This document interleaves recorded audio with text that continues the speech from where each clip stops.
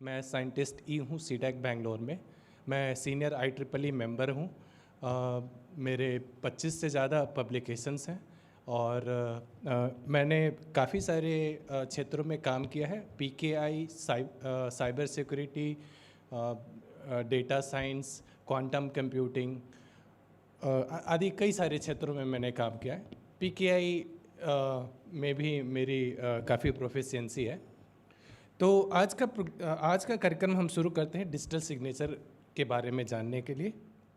तो सबसे पहले आते हैं कि जो सबसे पहले आते हैं कि हमें डिजिटल सिग्नेचर की आवश्यकता क्यों है। तो जो इलेक्ट्रॉनिक्स की दुनिया है उसमें काफ़ी सारे हमले हो सकते हैं, काफ़ी सारे अटैक हो सकते हैं। तो एक एक करके देखते हैं कि क्या क्या चीज़ें हो सकती हैं। तो पहली चीज़ है गोपनीयता पे हमला। तो अगर दो व्यक्ति हैं जो एक दूसरे से कम्युनिकेट कर रहे हैं, एक दूसरे से बात कर रहे हैं, तो ऐसा संभव है कि बीच में कोई एक तीसरा आदमी उस बातों को सुन रहा हो। क्यों?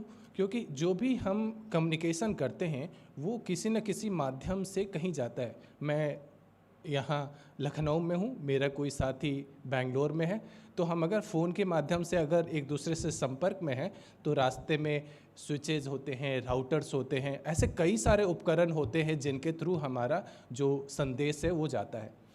अब बीच में कोई भी आदमी एक ऐसा उपकरण लगा सकता है जिसके माध्यम से वो देख सकता है कि जो क्या संदेश एक व्यक्ति से दूसरे व्यक्ति को जा रहा है। तो इस चीज़ को हम कहते हैं गोपनीयता पे हमला। तो कायदे से होना ये चाहिए कि अगर व्यक्ति ए बी से बात कर रहा है तो उन दोनों के अतिरिक्त किसी और व्यक्ति को उसकी जानकारी नहीं होनी चाहिए। अगर हो जाती है, अगर बीच में कोई व्यक्ति उसको पढ़ पाता है, उसको देख पाता है, तो इसका मतलब कि ये हमारी गोपनीयता पे हमला है। और जो कंप्यूटर वर्ल्ड है, जो डिजिटल वर्ल्ड है, उसमें ऐसा होता ही है, आप उसको रोक नहीं सकते हैं। अब आते हैं अखंडता पे हमला। तो अखंडता पे हमला ऐसा है कि अगर हम किसी को कोई संदेश भेजते हैं, कोई डॉक्यूमेंट भेजते हैं और बीच में कोई आदमी उसको बदल सके, उसको डिलीट कर सके, हटा सके, तो इसको हम बोलते हैं अखंडता पे हमला। यहाँ जो उदाहरण दिया गया है इसमें ये दिखलाया गया है कि एक कस्टमर बैंक को इंस्ट्रक्शन दे रहा है कि बीरू के खाते में 1 लाख रुपया जमा किया जाए, किंतु बीच में कोई एक आदमी है, एक जैसे हैकर होते हैं, तो हैकर है जो कि उस संदेश को बदल दे रहा है और केवल 1 रुपये बीरू के खाते में और बाकी 99,999 वो अपने खाते में मंगा रहा है। अब देखिए वो 1 रुपया भी बीरू के खाते में क्यों जाए? तो उसका कारण ये है ताकि एक कन्फर्मेशन मैसेज पहुँचे बीरू के पास कि हाँ आपके खाते में कुछ रुपए जमा हो गए हैं, उसके लिए बदला जाता है। तो इस चीज़ को बोलते हैं अखंडता पे हमला, कि अगर व्यक्ति ए व्यक्ति बी को कोई संदेश भेज रहा है और बीच में कोई उसको परिवर्तित कर दे। जो अगली बात है वो है प्रामाणिकता पे हमला। अक्सर आप लोगों ने देखा होगा कि स्कैम होते हैं कि कोई बोलता है कि हम आपके फ्रेंड बोल रहे हैं, मुंबई से बोल रहे हैं, हम इस परिस्थिति में फंस गए, हमें कुछ पैसे दीजिए, ठीक है। और कई बार ऐसा होता है, बहुत ही मुश्किल होता है ये प्रमाणित करना कि हम उसी व्यक्ति से बात कर रहे हैं कि नहीं। कभी कभी वो ये भी बोल सकता है कि मेरा मोबाइल गुम हो गया है, मैं किसी और के मोबाइल से बात कर रहा हूँ। तो डिजिटल वर्ल्ड में भी ऐसा होता है। फेसबुक पे आपको फ्रेंडशिप रिक्वेस्ट आते हैं और उस पर नाम आपके फ्रेंड का लिखा होता है, बट क्या आपके पास ऐसा कोई तरीका है जिससे कि आप सुनिश्चित कर सके कि ये वो वही आदमी है, आपका फ्रेंड ही है? तो इस तरह की बातें भी होती है डिजिटल वर्ल्ड में, क्योंकि हम दूसरे आदमी, जो दूसरे तरफ आदमी है, उसको हम देख नहीं सकते हैं, उससे कोई पहचान नहीं मांग सकते कि भाई आधार दिखाओ। तो ऐसे में ये सुनिश्चित करना कि ये वही आदमी है, ये बहुत ही मुश्किल कार्य है। इसे हम प्रामाणिकता पे हमला बोलते हैं। जो उदाहरण यहाँ दिखलाया गया है उसको आप समझ सकते हैं कि कोई तीसरा आदमी बसंती का नाम लेके बोलता है कि भाई मैं बसंती हूँ, मुझे सारे टेंडर डॉक्यूमेंट भेजो। तो ऐसा हो सकता है। आजकल कई सारे स्पूफ ईमेल आते हैं जिसमें कि कहा जाता है कि मैं फ़लाना आदमी हूँ, मुझे ये जानकारी चाहिए, कृपया मेरी मदद करें। तो इस तरह के स्कैम्स आते हैं जो कि प्रामाणिकता पे हमला है। तो अब आते हैं हम कि जो हमारा डिजिटल वर्ल्ड है, इन सब हमलों के बीच में जो हमारा डिजिटल वर्ल्ड है, उसमें अगर हम ट्रस्ट करना चाहें, उस पर विश्वास करना चाहें कि भाई ये डिजिटल वर्ल्ड जो है वो बिल्कुल ट्रस्टवर्दी है, तो उसके लिए हम कौन कौन से एलिमेंट्स चाहिए, हमको कौन कौन से मूल तत्व हैं जिसकी हमको आवश्यकता है। तो जो पहली बात है वो है प्राइवेसी। तो प्राइवेसी मतलब कि जो अभी तक मैंने बोला कि व्यक्ति ए अगर व्यक्ति बी से बात कर रहा है तो उन दोनों के अतिरिक्त कोई और उस बात को न सुन सके, न देख सके, न जान सके। तो ये चीज़ हमारी है प्राइवेसी। तो दूसरी आती है ऑथेंटिसिटी। तो ऑथेंटिसिटी में ये सुनिश्चित करना कि भाई हम जिससे बात कर रहे हैं उसकी जो पहचान है वो वही है जो वो बता रहा है। तो ये प्रामाणिकता है, ये ऑथेंटिसिटी है। इसके बाद आते हैं हम अखंडता पे। अखंडता पे हमने अभी अभी बात की कि जब एक व्यक्ति दूसरे व्यक्ति को कोई संदेश भेजता है और कोई तीसरा व्यक्ति उसको बीच में बदल देता है, किसी भी तरह से बदल देता है, तो ये चीज़ नहीं होना चाहिए। ये जो है वो हमारी अखंडता पे हमला है। और हम डिजिटल वर्ल्ड की जब बात करते हैं तो हमें ये सुनिश्चित करना है कि जो ये अखंडता है वो बरकरार रहे, वो हमें कोई उसमें बदलाव ना हो पाए। और फाइनली एक प्रॉपर्टी होती है जिसको हम बोलते हैं नॉन रेपुडिएशन और गैर अस्वीकृति। तो पहले आते हैं कि रेपुडिएशन क्या होता है। तो रेपुडिएशन में ये होता है कि अगर मैं किसी को ईमेल करूं, सपोज करिए कि कोई थ्रेटनिंग, कोई धमकी भरा पत्र लिखूं और बाद में बोल दूं कि नहीं मैंने तो भेजा ही नहीं, तो क्या कोई तकनीकी तरीका है जिससे कि हम ये सुनिश्चित कर सकें कि अगर किसी ने कोई गलत संदेश भेजा हो, कोई जैसे धमकी भरा संदेश भेजा हो और बाद में वो इस बात को नकार ना सके कि भाई नहीं मैंने नहीं भेजा है, तो ऐसा कोई तरीका है क्या? तो ये जो चार मूल तत्व है, अखंडता, प्रामाणिकता, गोपनीयता और गैर अस्वीकृति, ये चार चीज़ अगर किसी तरह से हम सुनिश्चित कर सके डिजिटल वर्ल्ड में, तो उस वर्ल्ड को हम ट्रस्ट कर सकते हैं। तो इस चीज़ को हम डिजिटल ट्रस्ट का नाम देते हैं कि भाई जो डिजिटल वर्ल्ड में विश्वास कायम कर सके, इसको हम डिजिटल ट्रस्ट का नाम देते हैं। अब हमें ये चार चीज़ चाहिए डिजिटल वर्ल्ड में। तो डिजिटल सिग्नेचर जो है वो एक तरीका है जिसके तहत हम इनमें से तीन चीज़ को प्राप्त कर सकते हैं। तो आइए देखते हैं कैसे करते हैं। तो डिजिटल सिग्नेचर से पहले हम बात करते हैं हस्ताक्षर की, जो हम अपने हाथों से करते हैं। तो जो हस्ताक्षर करते हैं वो क्या है, तो वो भी एक यूनिक पैटर्न है, ठीक है।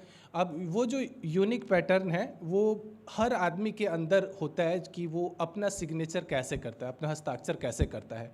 वो किसी को समझा नहीं सकता है कि भाई ऐसे कर्व बनाओ, यहाँ इतना प्रेशर डालो, इतना दबाव डालो, वो बता नहीं सकता है, बट वो दिखा सकता है कि ऐसे सिग्नेचर होता है, ठीक है। तो वो एक यूनिक पैटर्न होता है और उसमें भी एक सीक्रेट इन्वॉल्व होता है कि भाई मैं अपना हस्ताक्षर किस तरह से करता हूँ, ये मेरे लिए एक सीक्रेट है। ऐसा नहीं कि मैं आपको समझा सकता हूँ, सिखा सकता हूँ। हाँ, ये अलग बात है कि कुछ फॉर्जरर होते हैं जो कि उसको फॉर्ज कर सकते हैं, लेकिन एक कोई अगर एक्सपर्ट हो तो वो उसको देख के आसानी से बता सकता है कि ये नकली है और ये असली हस्ताक्षर है। अब हस्ताक्षर के साथ क्या क्या दिखते हैं वो पहले देखते हैं और फिर हम देखेंगे कि अगर हम डिजिटल सिग्नेचर को अपना लें तो क्या जो हस्ताक्षर के साथ जो समस्या है क्या उसका निराकरण हो सकता है। तो पहली समस्या जो है वो ये है कि हम कंटेंट में बदलाव कर सकते हैं। जो भी हमारी सामग्री है पेपर पे लिखी हुई और उस पर हस्ताक्षर किया हुआ है, उसके बाद से हम कंटेंट यानी जो सामग्री है उसमें बदलाव कर सकते हैं, पहली बात। और दूसरी बात इम्पर्सोनेशन, वो हम ऑलरेडी देखे हैं कि भाई एक तीसरा आदमी बोला कि नहीं मैं अनूप कुमार पांडे हूँ, तो आप कैसे विश्वास करेंगे कि भाई यही अनूप कुमार पांडे है। एक उदाहरण देखेंगे।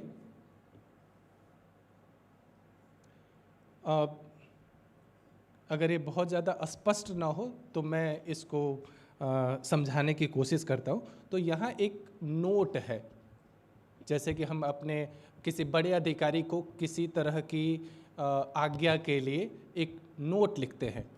अब देखिए, जो पहला बाएं तरफ का जो नोट है उस पर जो अधिकारी है उन्होंने लिखा है नॉट अप्रूव्ड, यानी कि उन्होंने उसको अनुमोदित नहीं किया है, ठीक है, और अपना हस्ताक्षर कर दिया। अब दाएं तरफ देखिए, जो नॉट है उसके बाद एक ई लगा दिया गया है। ऐसा कर सकते हैं क्योंकि वो फिजिकल डॉक्यूमेंट है, ऑलरेडी साइन किया हुआ है, हमको बस एक ई लगाना है छोटा सा, वो कर सकते हैं। तो जो पहला संदेश था कि भाई ये अनुमोदित नहीं हुआ है, वो अनुमोदित हो गया, तो वो हमारा नोट अप्रूव्ड हो गया। तो ऐसा कर सकते हैं फिजिकल डॉक्यूमेंट में। एक दूसरा उदाहरण देखेंगे, चेक। अक्सर बैंक वाले बोलते हैं कि जब भी आप राशि लिखते हैं कोई भी चेक पे, तो उसके आगे जैसे कि अगर अंक में लिखते हैं तो उसके आगे स्लैश और एक डैश लगाते हैं कि भाई इसके आगे कुछ नहीं होना चाहिए, और जो भी शब्द होते हैं उसके नज़दीक नज़दीक लिखने के लिए बोलते हैं, करते हैं। ओके, अब यहाँ देखिए कि जो एक्चुअल चेक है, जो असली चेक है, उस पर लिखा है 6000, और शब्दों और जो अंकों में है वहाँ भी 6 और 3 0 लिखे हुए हैं। लेकिन उसको कैसे बदला जा सकता है? 6 के आगे TY लिख दीजिए, वो 60 बन गया, और अंक में भी आप 1 0 बढ़ा दीजिए। ऐसा कर सकते हैं। तो जो भी उस चेक को लेके जा रहा है बैंक में, वो इस तरह का परिवर्तन करके और अधिक राशि निकाल सकता है।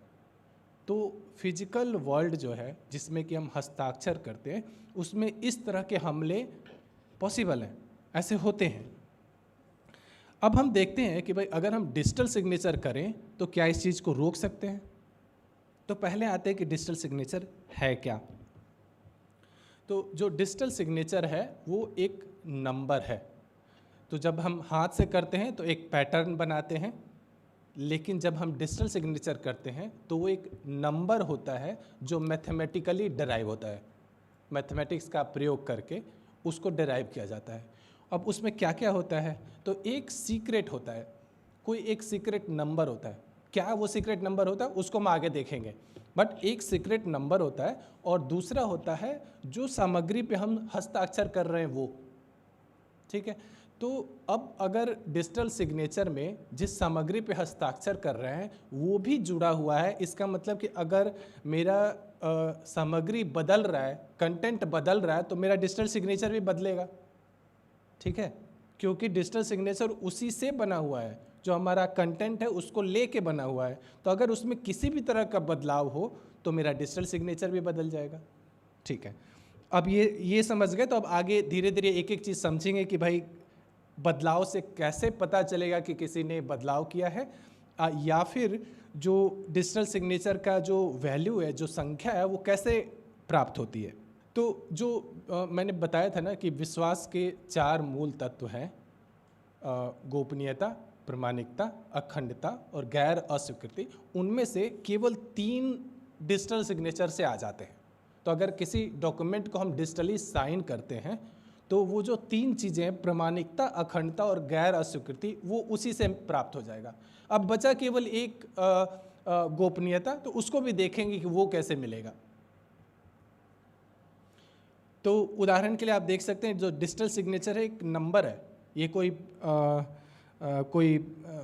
पैटर्न नहीं है, वो एक नंबर है। जस्ट तुलना के लिए यहाँ दिखला दिया कि भाई हाथ से लिखा हुआ हस्ताक्षर कैसा है और जो डिजिटल सिग्नेचर है वो कैसा होगा। तो डिजिटल सिग्नेचर को समझने के लिए हम आते हैं क्रिप्टोग्राफी पे। बहुत ही बेसिक चीज़ें मैं बताऊंगा, अगर आपको कोई जानकारी नहीं हो इस चीज़ की तो भी आप समझ लेंगे बहुत ही आसानी से। तो जो क्रिप्टोग्राफी होता है उसमें ऐसा होता है कि जो भी हम संदेश किसी को भेजते हैं उसको किसी दूसरे रूप में बदल देते हैं, ताकि बीच में अगर कोई उस चीज़ को देखे तो वो समझ ना पाए, ठीक है। जैसे कि भाषा जो है वो भी एक तरह की कह सकते हैं कि क्रिप्टोग्राफी टाइप है कि भाई अगर हम दोनों एक पर्टिकुलर भाषा को जानते हैं तो हम हमेशा उसमें बात करें, जो तीसरा आदमी वो कभी समझ ही नहीं पाया कि ये दोनों बात क्या कर रहे हैं। ठीक है, तो यहाँ मैंने एक उदाहरण लिया है कि हेलो सीडक एक शब्द है, उसको मैं बदलना चाहता हूँ किसी दूसरे प्रारूप में। क्या करेंगे, तो एक एक जो अक्षर है, एक एक लेटर है, उसको 5 से बढ़ा देंगे। ठीक है, तो जैसे ए जो है वो एफ बन जाएगा, ABCDEF, तो 5 से बढ़ा दिया, एफ बन गया। तो उसी तरह से HELOO सीडैक, इसको हम बदल दिए MJQQTHIFH। अब देखिए, अगर आपको कोई हेलो सीडैक भेजे, आप इसको देखते हैं तो आप आसानी से समझ जाएंगे कि ये भाई ये क्या चीज़ है। पर अगर मैं आपको वो भेजूँ MJQQT, आपको समझ आएगा क्या कि वो क्या है? नहीं, बहुत ही मुश्किल होगा। अब अगर जिसको भी वो संदेश प्राप्त होता है वो क्या कर सकता है कि उसको 5 से घटा देगा। जैसे हमने 5 से बढ़ाया वैसे वो 5 से घटा देगा, तो उसको वापस जो है वो हेलो सीडैक वर्ड मिल जाएगा। तो ये एक तरह की क्रिप्टोग्राफी है।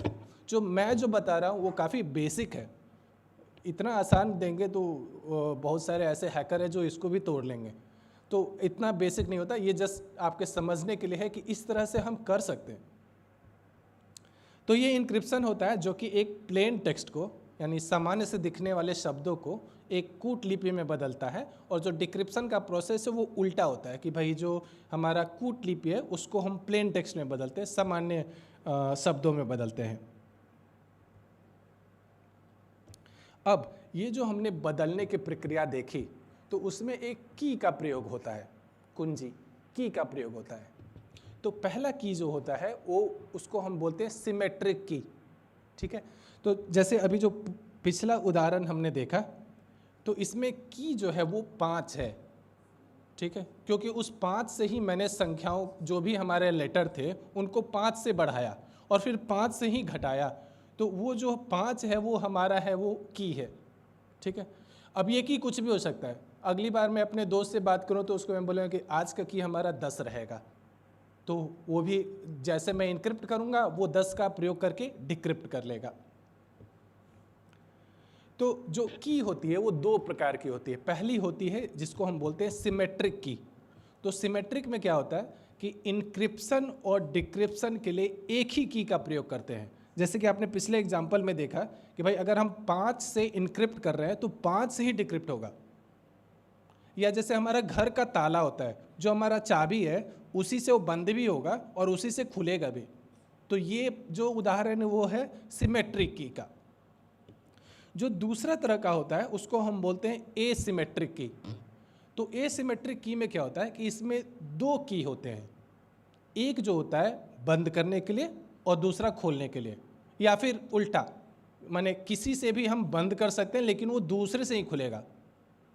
यार है, तो जैसे कि एग्जांपल आप लोगों का कार का चाबी होगा जो रिमोट वाला होता है, उसमें एक बंद करने के लिए चाबी होती है और एक खोलने के लिए होती है। रिमोट की, फिजिकल की बात नहीं कर रहे, जो रिमोट होता है उसमें कार को खोलने के लिए, तो उसमें एक बंद करने के लिए अलग होता है, खोलने के लिए अलग होता है। अब बंद करने वाले से अगर हम बार बार दबाएं तो खुल जाएगा क्या? नहीं, क्योंकि वो केवल बंद करने के लिए। और या खोलने वाले को हम बार बार दबाते रहें तो क्या वो बंद हो जाएगा? नहीं, तो एक से ही वो खुलेगा और दूसरे से ही बंद होगा। अब एक और बात आती है, क्या मैं अपने कार के की से बंद कर दूं और आपके कार के की से अनलॉक करने का कोशिश करूं, खोलने का कोशिश करूं, खुलेगा क्या? नहीं, एक ही रिमोट के एक की से वो खुलेगा और दूसरे से बंद होगा। ये क्लियर है? ठीक है, तो ये जो 2 की वाली बात है उसको हम बोलते हैं एसिमेट्रिक की, जिसमें से एक की का बोलते हैं पब्लिक की। पब्लिक मतलब सबको पता है, तो हम वो जो की है वो सबको बता सकते हैं। और दूसरा जो होता है उसको हम बोलते हैं प्राइवेट की, जो केवल मुझे पता होगा। ठीक है, तो जैसे तो पब्लिक की और प्राइवेट की, पब्लिक सबको पता होगा और प्राइवेट केवल मुझे पता रहेगा। अब दिखता कैसा है हमारा पब्लिक की प्राइवेट की? तो पब्लिक कंप्यूटर वर्ल्ड है, तो पब्लिक की प्राइवेट की ये दोनों भी एक नंबर होता है, कुछ बहुत ही बड़ा नंबर होता है, और उसको इस तरह से एक फाइल में हम लिख देते हैं। प्राइवेट की और पब्लिक की को एक फाइल में हम लिख के रख सकते हैं। ये भी एक डिजिटल डॉक्यूमेंट है। तो ये जो एसिमेट्रिक की है एसिमेट्रिक क्रिप्टोग्राफी है, इसी को हम पब्लिक की क्रिप्टोग्राफी भी बोलते हैं। जो अभी हम पीकेआई की बात कर रहे थे, तो उसमें जो पब्लिक की क्रिप्टोग्राफी है वो यही एसिमेट्रिक है। तो आखिर सवाल ये उठता है कि भाई हमें एसिमेट्रिक की ज़रूरत ही क्यों पड़ी? जो सिमेट्रिक की है वो तो आसान है, उसको आसानी से प्रयोग कर सकते हैं। तो उसका जवाब ये है कि सिमेट्रिक की में एक ही की से बंद भी होगा, उसी से भी खुलेगा, ठीक है। तो अगर मेरे पास मैं कोई जानकारी आपको भेजना चाहता हूँ, तो मैं उसको लॉक कर दूंगा और आपके पास भेजूंगा, तो आपको अनलॉक करना है। तो अनलॉक करने के लिए आपको की तो पता होना चाहिए। जैसे कि मैंने आज की का प्रयोग किया 10, वो जो पहला एग्जाम्पल दिया था, पहला उदाहरण दिया था, उसमें 10 का प्रयोग किया, तो आपको भी तो पता होना चाहिए कि मैंने 10 का प्रयोग किया। मैं 10 से करूँ, आप 5 से खोलेंगे तो खुलेगा क्या? नहीं खुलेगा। तो आखिर मैं आपको कैसे बताऊं कि मैंने 10 का प्रयोग किया है? तो चलिए एक काम ये कर सकते हैं कि हम कभी मिले तो आपको बता दें कि भाई अगली बार मैं 10 का प्रयोग करूंगा, आप 10 से खोल लेना। मैं आपको फ़ोन कर सकता हूं, आपको इंटरनेट के माध्यम से भेज सकता हूं, लेकिन बात वही है कि इंटरनेट के माध्यम से भेजेंगे तो फिर बीच में कोई देख लेगा। पहली समस्या ये है। दूसरी समस्या ये है कि अगर एक ही की दो आदमी के पास है, ठीक है, जैसे रूम पार्टनर हैं, दो रूम पार्टनर हैं, एक ही की से रूम खोलते बंद करते हैं, कल को उस घर में चोरी होती है, कौन जिम्मेवार है? चाबी तो दोनों के पास है। एक बोलेगा कि मैंने कुछ नहीं किया, दूसरा बोलेगा मैंने कुछ नहीं किया, किसी एक की तो गलती है। लेकिन यही चीज़ होती है कि अगर प्राइवेट की और पब्लिक की सबकी अलग अलग हो, मेरी कार की अलग है, आपकी कार की अलग है, अगर मेरे कार में चोरी है तो मेरी गलती होगी, मैंने ही की किसी को दी होगी, किसी को बताई होगी। आपके कार में चोरी होती है तो आप उसके लिए जिम्मेवार है, ठीक है। तो ये समस्या थी कि भाई सिमेट्रिक की में एक ही की दो लोगों को पता है, तो आखिर कौन उत्तरदायी है किसी भी चीज़ के लिए, वो सुनिश्चित करना बड़ा मुश्किल था। और अगर आपको याद हो, मैंने वो बोला था आखिर में कि एक गैर अस्वीकृति करके एक प्रॉपर्टी है, वो भी हमको सुनिश्चित करना है कि कोई ये ना बोल सके भाई मैंने नहीं किया, मैंने नहीं किया, ठीक है। तो इसीलिए एसिमेट्रिक की का प्रयोग होता है। अब जैसे पब्लिक की ऐसा दिख रहा है और जो प्राइवेट की है ऐसा दिख रहा है, तो जो पब्लिक की और प्राइवेट की होते हैं वो दोनों जुड़े होते हैं, ठीक है, किसी न किसी प्रकार से मैथमेटिकली रिलेटेड होते हैं। पर प्रश्न ये उठता है कि पब्लिक की तो मैंने सबको बता रखी है, तो क्या मेरा पब्लिक की से वो मेरा प्राइवेट की जान सकते हैं क्या? नहीं। तो मैथमेटिकली दोनों जुड़े हुए हैं, लेकिन एक की से दूसरे को डराइव करना बहुत ही कंप्यूटेशनली इनफिजिबल है, ठीक है। कंप्यूटेशनली इनफिजिबल कहने का तात्पर्य ये है कि अगर हम डिराइव करना भी चाहते हैं तो शायद हमें 5 साल 10 साल लग जाए, तो 5 साल 10 साल बाद उस जो जानकारी है उसकी ऐसे भी कोई अहमियत नहीं रहेगी, ठीक है। तो ये बात है। तो जो पब्लिक की है उससे हम प्राइवेट की को डिराइव नहीं कर सकते हैं, और जो प्राइवेट की है उससे पब्लिक की को डिराइव नहीं कर सकते हैं, वो कंप्यूटेशनली इनफिजिबल है। शायद 5 साल 10 साल में कोई डिराइव कर सके, वो अलग बात है, किसी के पास बहुत सुपर कंप्यूटर टाइप हो तो कर सके, लेकिन इतने समय बाद ऐसे भी उस जानकारी की कोई अहमियत नहीं रहेगी।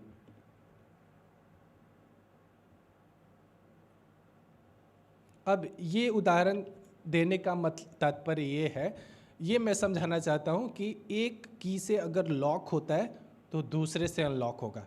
वैसे मैंने पहले भी बताया है, तो जैसे कि अगर हम पब्लिक की से इनक्रिप्ट करते हैं तो दूसरे प्राइवेट की से डिक्रिप्ट होगा, या अगर हम प्राइवेट से करते हैं तो पब्लिक से होगा। ये दो सिचुएशन है जो कि काम करेगा। लेकिन अगर हम एक ही की से प्रयोग करते हैं कि भाई इसी से हम इनक्रिप्ट करेंगे, इसी से डिक्रिप्ट करेंगे, तो ऐसा काम नहीं करेगा। ये बहुत ही महत्वपूर्ण बात है, इसको ध्यान में रखना है। इसके अलावा जब भी हम डिजिटल साइन करते हैं, ठीक है, तो जैसे हाथ से सिग्नेचर करते हैं तो हमारा एक सीक्रेट होता है कि हम कैसे उसको कर्व को बनाते हैं, कितना पेन का दबाव डालते हैं। उसी तरह से यहाँ भी जो डिजिटल सिग्नेचर होता है वहाँ एक सीक्रेट का प्रयोग होता है। तो जो मैंने शुरू में बताया था कि वो सीक्रेट क्या है, वो है हमारा प्राइवेट की। दो की है, एक पब्लिक की और एक प्राइवेट की। तो जो प्राइवेट की है वो मेरा सीक्रेट है, जो कभी किसी को नहीं पता चलेगा। इनफैक्ट जो हमारा एक्चुअल जैसे कि हम लोग जो डिजिटल सिग्नेचर करते हैं तो प्राइवेट की मुझे भी नहीं पता है कि वो क्या है, बस हम उसका प्रयोग कर पाते हैं, पर हमको पता नहीं है कि वो कैसा दिखता है, उसमें क्या क्या चीज़ें हैं। ठीक है, तो जैसा कि अभी अभी हमने देखा कि भाई एक से लॉक होगा तो दूसरे से अनलॉक होगा, तो अगर हमने अपने प्राइवेट की से सिग्नेचर किया है तो सिग्नेचर तो हो गया, अब किसी को सत्यापित भी करना है, तो जो हाथ से लिखा हुआ सिग्नेचर होता है तो उसको कैसे सत्यापित करते हैं? बस देखते हैं कि हाँ भाई मैच कर रहा है, ये सिग्नेचर है, ये सिग्नेचर है, दोनों एक जैसा दिख रहा है। बैंक में ऐसे ही करते हैं। तो उसी तरह से हमको डिजिटल वर्ल्ड में भी वेरीफाई करने की ज़रूरत है कि भाई जिसने साइन किया है ये वही आदमी है कि नहीं।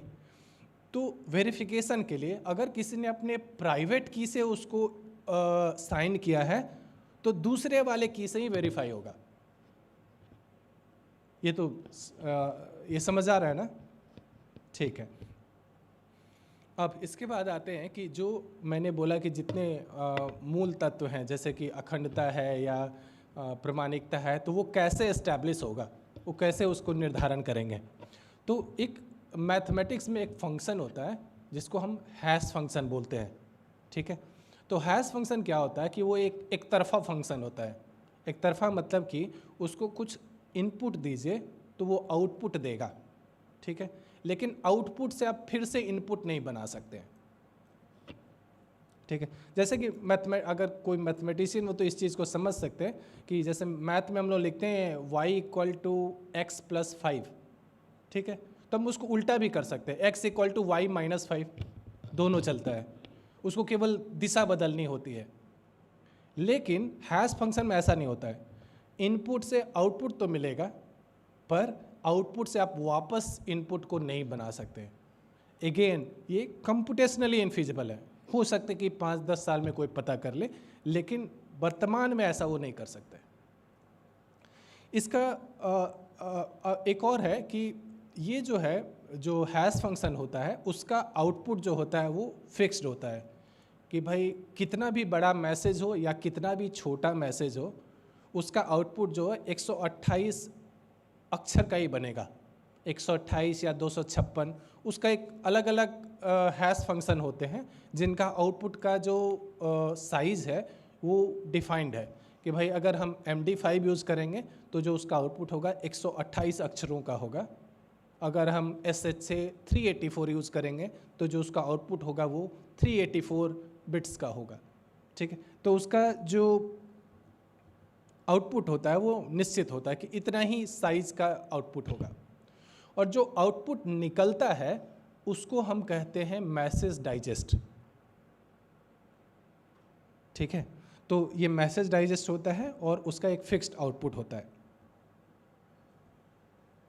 और अगर हम मैसेज में थोड़ा भी बदलाव करें, एक स्पेस ऐड कर दें, एक डॉट ऐड कर दें, छोटा ई लिखा है उसको कैपिटल ई बना दें, किसी भी तरह का जो बदलाव होगा तो जो हमारा आउटपुट निकलेगा वो बिल्कुल ही अलग तरह का निकलेगा।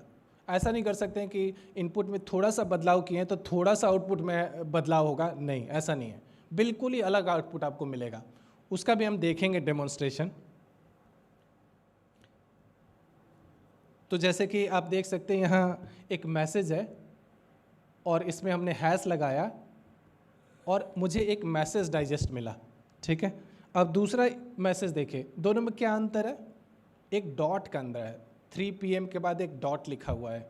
ठीक है, और इसका भी हमने हैश लगाया और आउटपुट मिला। दोनों आउटपुट जो है वो बिल्कुल ही अलग है। ऐसा नहीं कि हम कह सकते हैं कि इसमें यहाँ में थोड़ा सा बदलाव किया हुआ है, नहीं, बिल्कुल ही अलग है। तो ये पहली प्रॉपर्टी होती है कि अगर हमारा मैसेज अलग है, हमारा संदेश अलग है, तो जो हमारा मैसेज डाइजेस्ट होगा वो बिल्कुल ही अलग होगा। और दूसरी बात मैंने ये कही कि अगर आपके पास इनपुट है तो आप आउटपुट निकाल सकते हैं, पर अगर आपके पास आउटपुट है तो ऐसा नहीं है कि उससे इनपुट निकल जाएगा। ठीक है, ये चीज़ कि हमारे पास जो मैसेज डाइजेस्ट है उसको हम चाहें कि उससे हमको इनपुट मिल जाए तो ऐसा नहीं हो सकता है। अब इसका कई तरह के फंक्शंस आते हैं, जैसे MD5 आता है, SHA 1 आता है, SHA 2 आता है, अलग अलग तरह के एल्गोज हैं, एल्गोरिदम हैं जिनका अलग अलग साइज़ का आउटपुट आता है। अब इसका प्रयोग कहाँ होता है? तो इसका प्रयोग जैसे एक जगह होता है पासवर्ड के लिए, ठीक है। तो जो हम जैसे फेसबुक पे लॉगिन करते हैं, जीमेल पे लॉगिन करते हैं, तो हम कुछ पासवर्ड डालते हैं, ठीक है। अब वो पासवर्ड जो होता है वो कैसे स्टोर करते हैं, कहीं ना कहीं वो उसको लिख के रखते होंगे। तो जो पासवर्ड होता है उसको वो हैश में बदल के स्टोर करते हैं। क्यों? इसलिए कि अगर कल को उनका पासवर्ड लीक भी हो जाए, कल को उनका अगर पासवर्ड लीक हो जाए तो कोई भी उस हैश से असली पासवर्ड निकाल ना पाए, ठीक है। अगर हम असली पासवर्ड ही स्टोर करके रखें और कल को कोई हैकर ने हैक कर लिया तो वो हमारा देख सकता है कि भाई इस फलाना आदमी का क्या पासवर्ड है। पर अगर हम उसको हैश में बदल के करें तो जो हैश में बदल के करें तो वो अगर किसी को मिलता भी है तो हैश का प्रॉपर्टी होता है कि भाई आपको आउटपुट से इनपुट तो बना नहीं सकते। तो इसलिए अगर कोई पासवर्ड देख भी ले तो उसको पता नहीं चलेगा कि एक्चुअल पासवर्ड क्या है। जो ये फिंगर प्रिंटिंग है, वो जो आदमी का फिंगर प्रिंट होता है कुछ ऐसा ही होता है। तो जितने भी आदमी हैं सबका एक फिंगर प्रिंट अलग अलग होता है। और जैसे किसी क्राइम सीन पे अगर फिंगर प्रिंट मिला तो क्या आप बोल सकते हो कि ये फिंगर प्रिंट फलाना आदमी का है? डायरेक्टली निकाल सकते हो क्या? नहीं। तो फिर कैसे करेंगे? तो उसका करने का तरीका है कि आप कुछ जो सस्पेक्ट हैं, कुछ लोग कि भाई ये आदमी चोरी कर सकते हैं, तो उन लोगों को बुलाइए, सबकी फिंगरप्रिंट लीजिए और आप मैच कर लीजिए। लेकिन आप फिंगरप्रिंट से आदमी की जानकारी नहीं निकाल सकते, आप केवल दूसरों के फिंगरप्रिंट लेके मैचिंग कर सकते हैं कि भाई ये फिंगरप्रिंट इससे मैच हो रहा है, यानी कि यही आदमी चोर है। ये कहने का अभिप्राय है। तब आते हैं, जब हैश हमें पता चल गया और हमें पब्लिक की प्राइवेट की पता चल गई, तो अब आगे आते हैं कि भाई डिजिटल सिग्नेचर होगा कैसे। तो डिजिटल सिग्नेचर में पहला ये होता है कि जो भी हम संदेश भेजना चाहते हैं उसको पहले हम हैश करेंगे। तो हैश करेंगे तो हमको एक डाइजेस्ट मिल जाएगा। तो ये है हमारी पहली प्रक्रिया कि जो भी मैसेज है उसको हैश करेंगे जिससे कि हमको एक डाइजेस्ट मिल जाएगा। दूसरे चरण में हम जो डाइजेस्ट मिला है उसको अपने प्राइवेट की से इनक्रिप्ट करेंगे। तो दो ही प्रक्रिया है, पहला कि हमने हैश लगाया जिससे कि हमें एक डाइजेस्ट मिला, और फिर उस डाइजेस्ट को हमने प्राइवेट की से इनक्रिप्ट किया और जो आउटपुट मिला उसको हम बोल दिए कि ये हमारा डिजिटल सिग्नेचर है। अब डिजिटल सिग्नेचर मिल गया तो उस डिजिटल सिग्नेचर को हम क्या करेंगे कि जो हमारा मैसेज है उसमें जोड़ देंगे। तो ऊपर में हमारा ओरिजिनल मैसेज है और नीचे हमारा डिजिटल सिग्नेचर है। आप जो पेपर पे करते हैं सिग्नेचर, उसमें भी वही होता है कि ऊपर कंटेंट होता है, नीचे किसी अधिकारी का हस्ताक्षर होता है। उसी तरह से यहाँ भी हमने वही किया कि एक डिजिटल सिग्नेचर बनाया। कैसे बनाया? तो पहले संदेश का हैश लिया, उस हैश को इनक्रिप्ट किया प्राइवेट की से, तो बन गया हमारा डिजिटल सिग्नेचर। और जो डिजिटल सिग्नेचर बना उसको हमने जो ओरिजिनल मैसेज था उसमें जोड़ दिया। तो ये प्रक्रिया हो गई हमारी डिजिटल सिग्नेचर बनाने की। तो ये एक ये प्रदर्शन का एक दूसरा तरीका है कि हमारे पास एक मैसेज है, उसको मैंने हैश से पास किया, हैश में भेजा, तो मुझे एक मैसेज डाइजेस्ट मिला और उसके बाद से मैंने उसको प्राइवेट की से इनक्रिप्ट किया, तो मुझे डिजिटल सिग्नेचर मिल गया। अब उस डिजिटल सिग्नेचर को मैं मैसेज के साथ जोड़ रहा हूँ, जो मेरा ओरिजिनल मैसेज है उसी में मैं उस डिजिटल सिग्नेचर को जोड़ रहा हूँ। तो ये जोड़ने के बाद जो फाइनल बनता है कंटेंट और मैसेज, उन दोनों को मिला के जो भी रिसीवर उसको मैं भेज दूंगा। फिजिकल दुनिया में भी यही होता है कि भाई एक कागजात है, उस पर किसी अधिकारी ने हस्ताक्षर की और फाइनली उसको हम इन्वेलप में डाल के जिसको भी भेजना है उसको भेज देंगे। तो यहाँ भी वही प्रक्रिया है, केवल जो हस्ताक्षर करने की प्रक्रिया है वो अलग है। तो इलेक्ट्रॉनिक्स है तो हम इलेक्ट्रॉनिक्स की दुनिया में ये यूज़ करें, एक हैशिंग एल्गोरिदम और इनक्रिप्शन यूजिंग प्राइवेट की। इनक्रिप्शन किया हम प्राइवेट की के सहायता से। अब किसी ने साइन तो कर दिया, तो पेपर वाले में तो हम देख के बता देते थे कि भाई ये सिग्नेचर किसका है।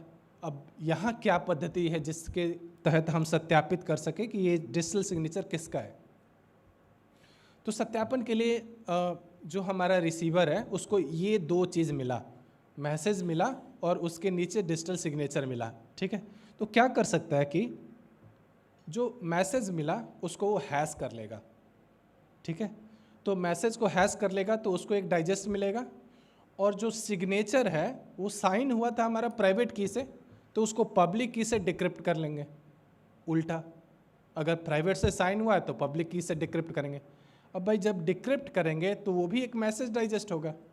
क्यों? क्योंकि मैंने मैसेज डाइजेस्ट को ही तो इनक्रिप्ट किया था ना।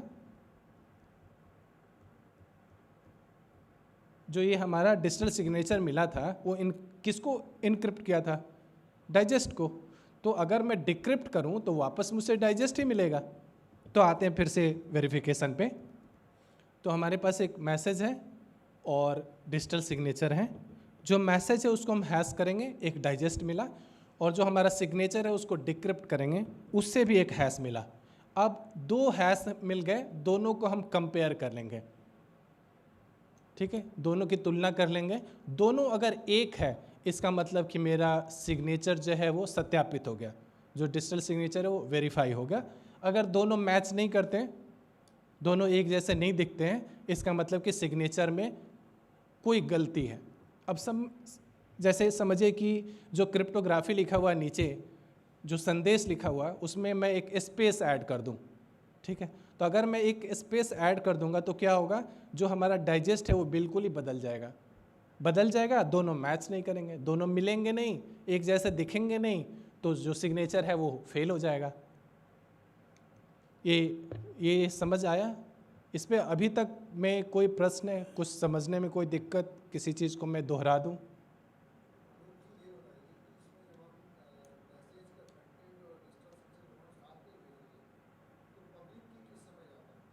इसी में जो हमारा डिजिटल सिग्नेचर है, अभी एक्चुअली वो एक अलग पार्ट है जो कि मुझे बताना है। तो पब्लिक की इसी के साथ जाता है। तो 2 तरीका है कि या तो आप पब्लिक की इसके साथ जाएगा, या फिर वो पब्लिक की आप पहले से अनाउंस कर दीजिए, ऐसा भी हो सकता है। लेकिन जो होता ये है कि जब जैसे हम एडोब यूज़ करते हैं तो पब्लिक की उसी में जुड़ जाता है। कैसे जुड़ता है वो हम देखेंगे अभी, हैश का एल्गोरिदम भी। क्योंकि अब मैंने हैश किया SHA, सपोज करिए SHA 384 से, तो दूसरे पार्टी को भी तो पता होना चाहिए कि भाई ये वाला हैश यूज़ करना है। वो कोई और हैश यूज़ करेगा तो भी मैच नहीं करेगा, तो वो सारी जानकारी जाती है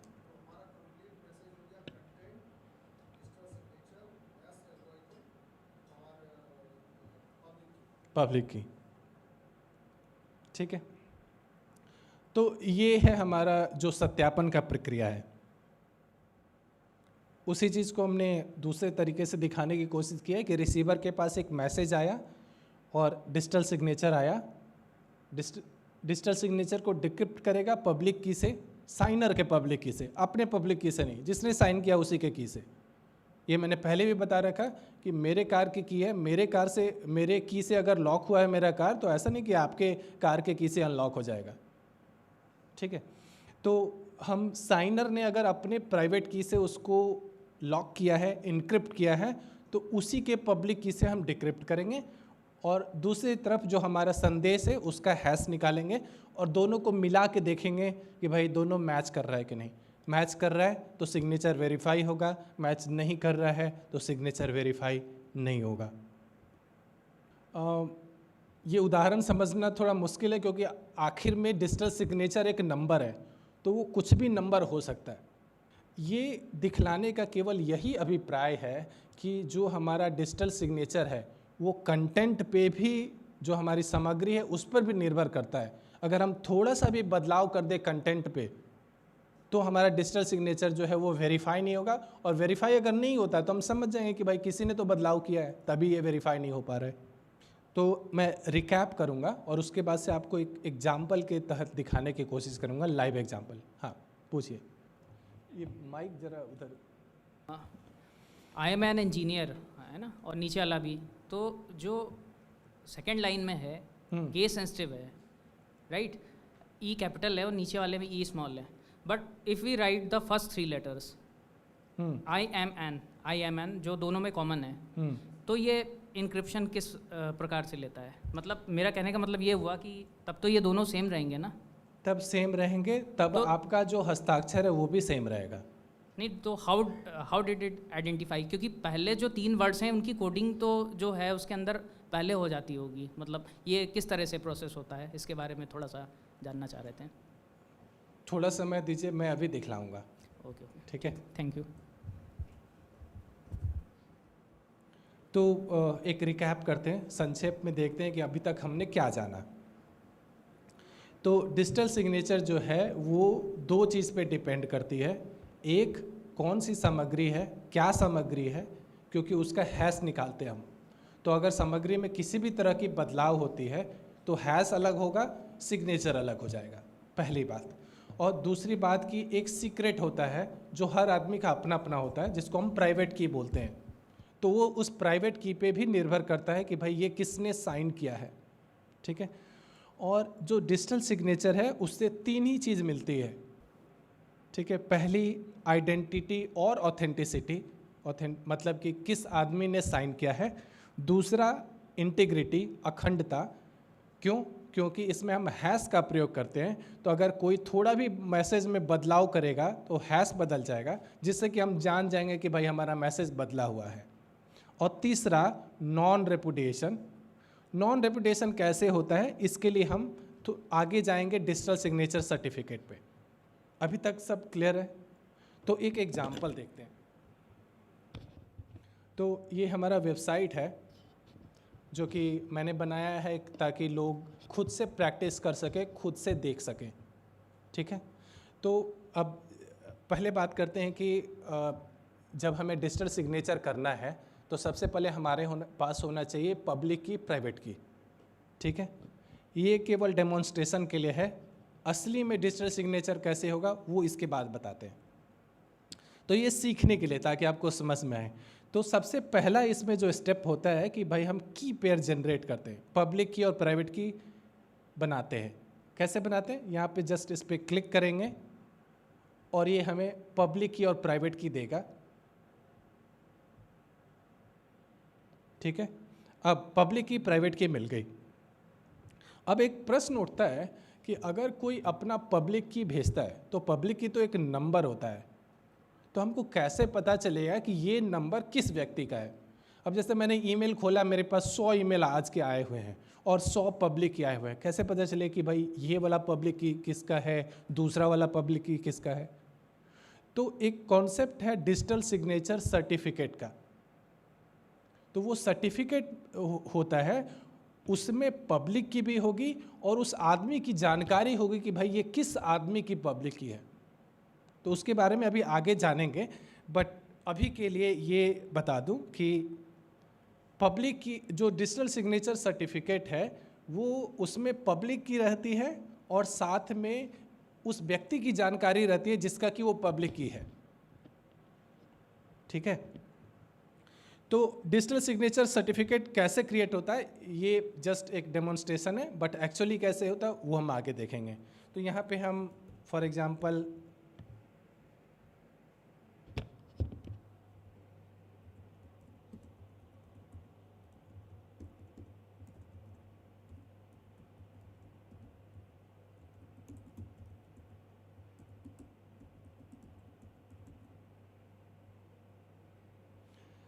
तो जब डिजिटल सिग्नेचर सर्टिफिकेट की बात आई, पब्लिक की तो हमने पिछले जो स्टेप था, पिछला कदम था, उस पर मिल गया।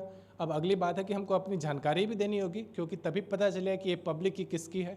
तो यहाँ हम अपनी जानकारी भर रहे हैं और जनरेट पे क्लिक करेंगे तो एक सर्टिफिकेट बना। अब इस सर्टिफिकेट को हम डाउनलोड कर लेंगे, इसको खोल के देखते हैं कि ये कैसा दिखता है। तो ये इस तरह का सर्टिफिकेट है। ठीक है। ये जो है सर्टिफिकेट मैंने जनरेट किया है, तो इसीलिए ये वैलिड नहीं है, मान्य नहीं है। अगर हम किसी कोर्ट में जाएं तो ये मान्य नहीं है, क्योंकि ऐसा तो कोई भी खुद से बना लेगा। ये केवल इस डेमोन्स्ट्रेशन के लिए, ये समझने के लिए है कि ये प्रोसेस काम कैसे करता है। और ये जो सर्टिफिकेट है, अगर हम डिटेल में जाएं तो यहाँ आप देख सकते हैं नीचे एक आता है सब्जेक्ट। सब्जेक्ट मतलब वो आदमी कौन है जिसके लिए कि ये सर्टिफिकेट बनाया गया है। तो जो जो जानकारी मैंने वहाँ भरी थी वो यहाँ जानकारी दिखेगी, और जो हमारा पब्लिक की है वो यहाँ दिख रहा है। वो जो नंबर है पब्लिक की का नंबर वो यहाँ दिख रहा है। तो ये डिजिटल सिग्नेचर सर्टिफिकेट है जिसमें दो महत्वपूर्ण चीज़ें हैं। पहला, आदमी का इन्फॉर्मेशन कि भाई ये किस आदमी के लिए है। दूसरा, पब्लिक की। एक और चीज़ है कि जो हमारा डिजिटल सिग्नेचर सर्टिफिकेट होता है वो हमेशा के लिए मान्य नहीं होता है। टेक्नोलॉजी चेंज हो रही है, रोज़ कुछ न कुछ बदलाव आ रहे हैं। तो आज जो सुरक्षित है हो सकता है कल को वो सुरक्षित ना रहे। तो इसीलिए जो डिजिटल सिग्नेचर सर्टिफिकेट है वो 1 साल या 2 साल या 3 साल, अधिकतम 3 साल के लिए ही मान्य होता है। उसके बाद आपको उसको बदलने की ज़रूरत है, उसके बाद वो एक्सपायर हो जाएगा और आपको एक नए डिजिटल सिग्नेचर सर्टिफिकेट की आवश्यकता होगी। तो जैसे अगर इस सर्टिफिकेट को देखें जो मैंने अभी बनाया है, ये 1 साल के लिए वैलिड है। यहाँ दिख रहा है 2024 से 2025। इसको मैं जूम करने की कोशिश करता हूँ, अब शायद साफ साफ दिखे। ठीक है, तो एक वैलिडिटी होती है। सो इस पे बाद में आएंगे। फ़िलहाल चलते हैं डिजिटल सिग्नेचर को समझने के लिए। तो अब हमारे पास एक मैसेज है, जैसे कि मैं यहाँ लिखता हूँ, हाय आई एम अनूप। ठीक है, तो ये मैसेज मिल गया हमें।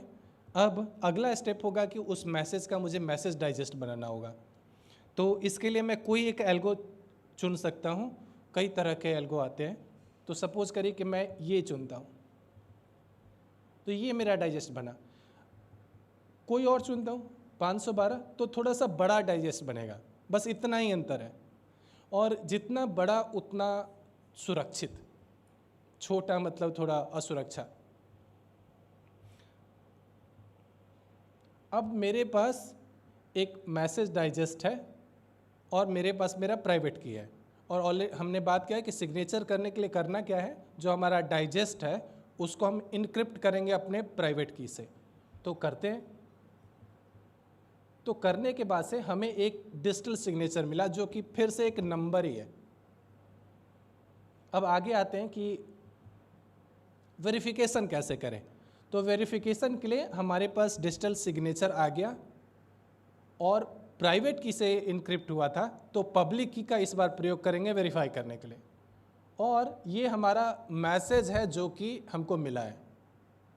अब इस पर क्लिक करते हैं वेरीफाई पे। 3 चीज़ों को प्रयोग करके वेरीफाई करना है ना। वेरिफिकेशन में मैंने बताया था कि 2 काम करेंगे। पहला तो डिक्रिप्ट कर देंगे जो हमारा डिजिटल सिग्नेचर है, तो उससे एक हैश मिलेगा। और दूसरा करेंगे जो मैसेज हमारा ओरिजिनल है उसको हैश कर देंगे। तो बेसिकली मेरे पास अब 2 हैश आ गए।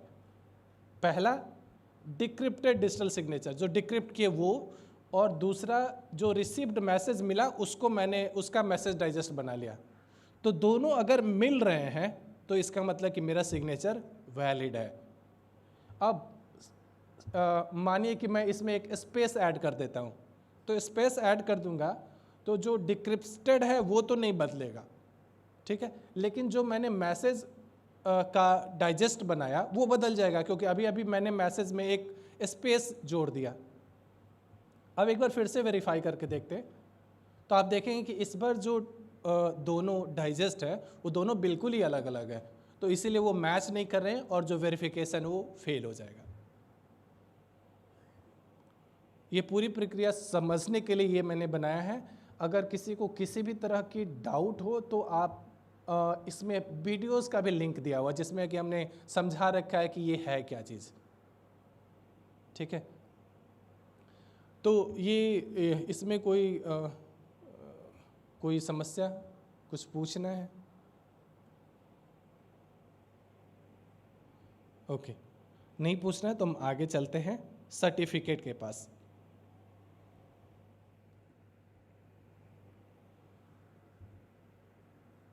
तो अब आते हैं कि पब्लिक, अभी मैंने बताया था कि पब्लिक की प्राइवेट की है हमारे पास, और उससे हम डिजिटल साइन कर सकते हैं। चलिए यहाँ तक तो सब सही है।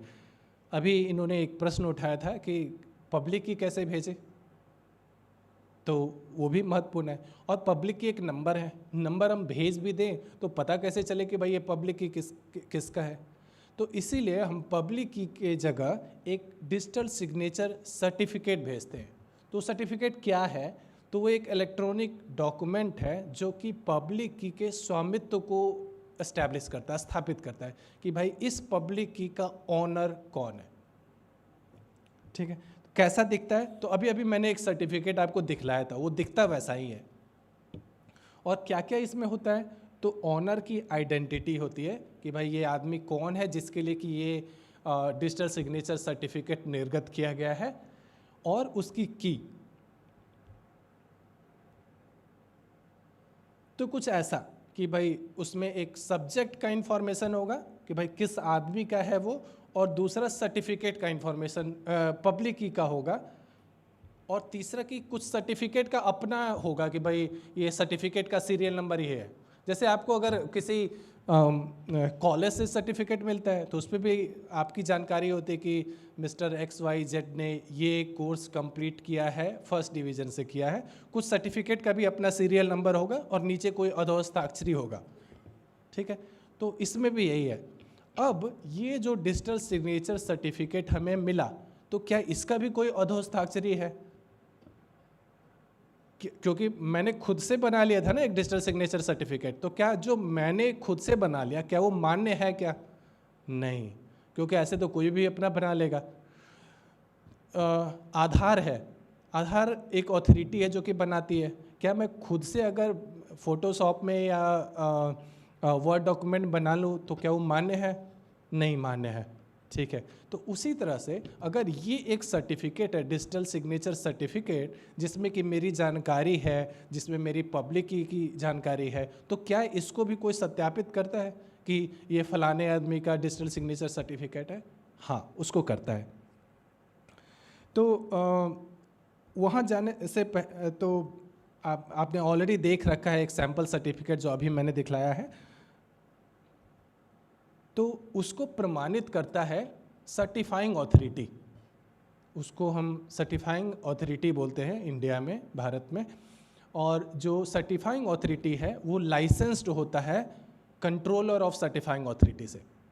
तो देश में एक कंट्रोलर है जिसको हम रूट सर्टिफाइंग ऑथोरिटी बोलते हैं। ठीक है, और वो रूट सर्टिफाइंग ऑथोरिटी अन्य किसी संगठन को लाइसेंस देता है सर्टिफाइंग ऑथोरिटी बनने के लिए। तो उसने, जैसे कि सर बता रहे थे कि हमारे देश में 22 सर्टिफाइंग ऑथोरिटी है। वो 22 सर्टिफाइंग ऑथोरिटी है, उनसे आप डिजिटल सिग्नेचर सर्टिफिकेट खरीद सकते हैं। ठीक है, उनमें से किसी से भी खरीद सकते हैं, वो मान्य होगा। ऐसा नहीं है कि इनसे जो खरीदेंगे वही मान्य होगा, ऐसा कुछ नहीं है। 2200 जो है वो लाइसेंस्ड है, उनमें से किसी से भी आप खरीद सकते हैं। केवल कुछ ऐसे ऑर्गेनाइजेशन हैं जो कि स्पेसिफिक अपने लिए ही बनाते हैं, जैसे कि फोर्स वाले हैं, वो केवल अपने ऑर्गेनाइजेशन को देते हैं। बट बहुत सारे ऐसे ऑर्गेनाइजेशन हैं जैसे ई-मुद्रा है, सेफ स्क्रिप्ट है, ID साइन है, जो कि सामान्य जनता को निर्गत करती है ये DSC, डिजिटल सिग्नेचर सर्टिफिकेट। तो सर्टिफाइंग ऑथोरिटी का क्या काम होता है कि ये जो है वो हमें सर्टिफिकेट इशू करती है, पहली बात। और ये एक ट्रस्टेड थर्ड पार्टी है। और इसकी क्या रिस्पॉन्सिबिलिटीज़ है? तो पहली रिस्पॉन्सिबिलिटी है कि ये जो भी आदमी डिजिटल सिग्नेचर सर्टिफिकेट के लिए अनुरोध कर रहा है उसकी पहचान को सत्यापित करे। तो अगर मैं डिजिटल सिग्नेचर सर्टिफिकेट के लिए कल को अप्लाई करता हूँ तो मेरी पहचान की सत्यापन होगा, पहचान का सत्यापन होगा। कैसे? तो एड्रेस प्रूफ, ID प्रूफ, आधार कार्ड, पैन कार्ड, और आजकल वीडियो KYC आ गया है। तो वीडियो KYC में हम अपने आधार का नंबर डालते हैं, OTP डालते हैं, जिससे कि हमारा आधार का सत्यापन हो जाता है। और उसके बाद से एक वीडियो के थ्रू हम जुड़ जाते हैं किसी अन्य व्यक्ति से, जो बैंक की तरफ से हो या इस केस में एक CA की तरफ से होगा। और वो हमारा जो पहचान है उसको चेक करेगा, बोलेगा कि भाई पैन कार्ड दिखलाइए कैमरे के सामने, या अपना आधार कार्ड कैमरे के सामने दिखलाइए। और तीसरा एक होता है कि वो बोलता है कि आपके एक स्क्रीन पे एक नंबर दिख रहा होगा, वो दिखलाइए। वो नंबर का महत्व इतना ही है कि वो जान सके कि दूसरे साइड से कोई वीडियो नहीं चल रहा है, असली आदमी है जो कि उसको पढ़ के जवाब दे सके कि भाई स्क्रीन पे आपको 11 दिख रहा है। तो वो हमारा हो गया वीडियो KYC, उसको छोड़ते हैं। मुख्य बात यह है कि अगर कोई डिजिटल सिग्नेचर सर्टिफिकेट ले रहा है तो उसके पहचान का सत्यापन जरूरी है, तभी तो जो ऑथेंटिसिटी की मैंने बात की थी, प्रामाणिकता की बात की थी शुरू में, तभी तो वो एस्टैब्लिश होगी, उसके बिना कैसे होगा। तो एक बार अगर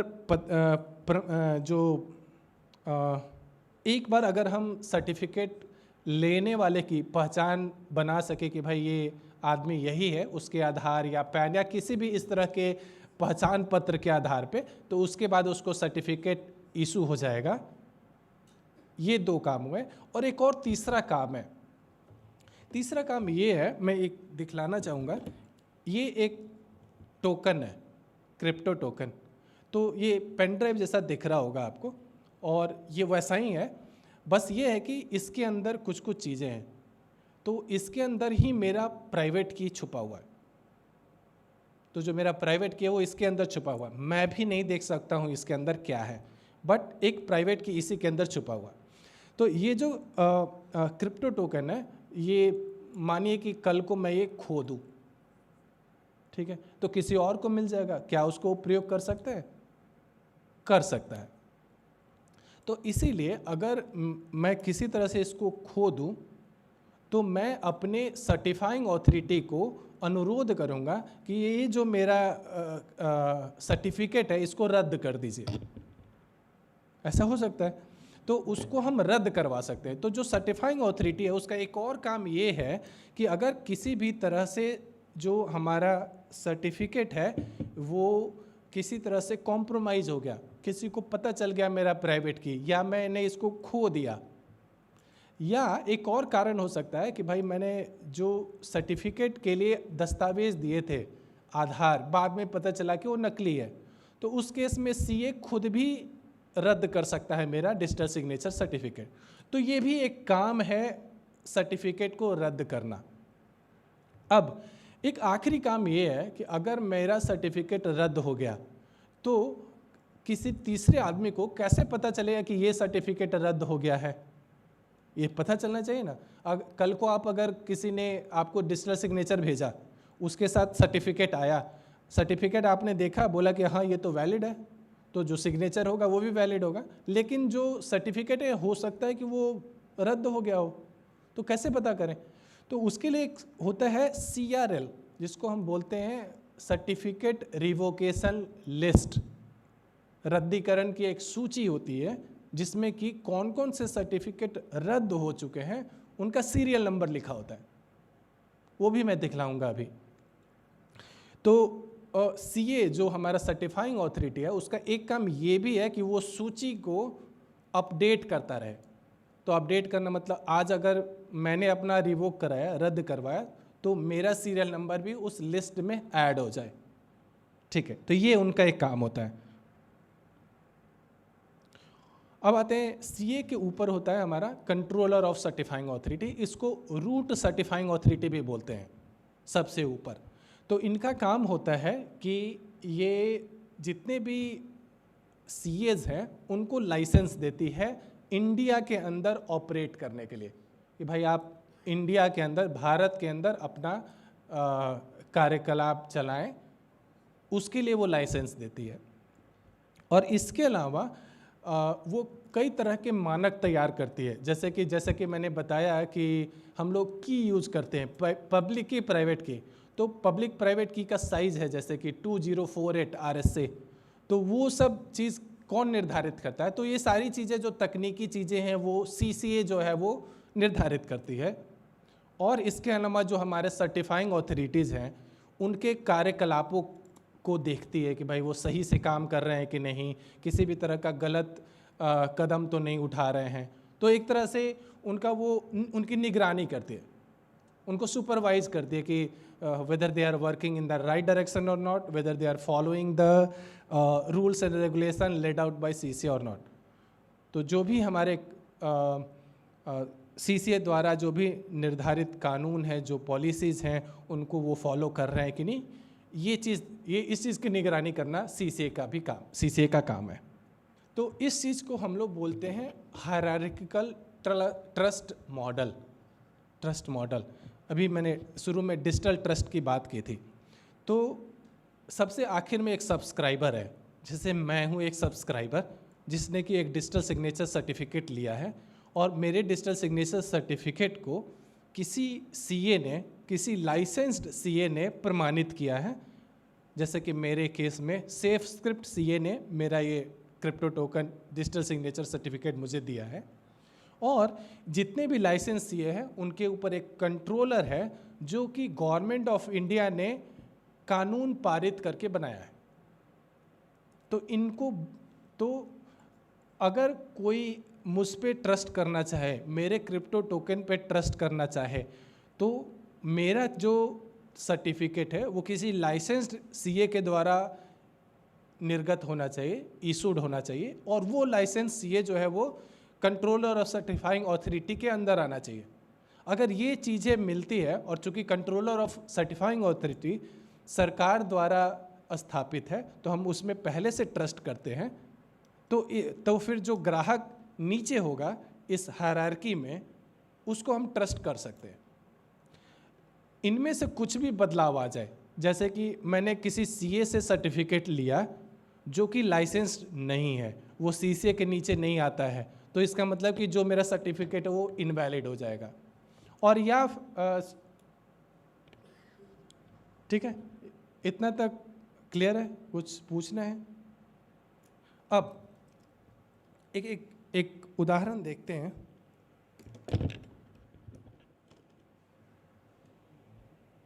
तो ये जो क्रिप्टो टोकन था वो मैंने अपने सिस्टम में लगाया, और लगाने के बाद उसका एक एप्लीकेशन है जो कि खुल गया।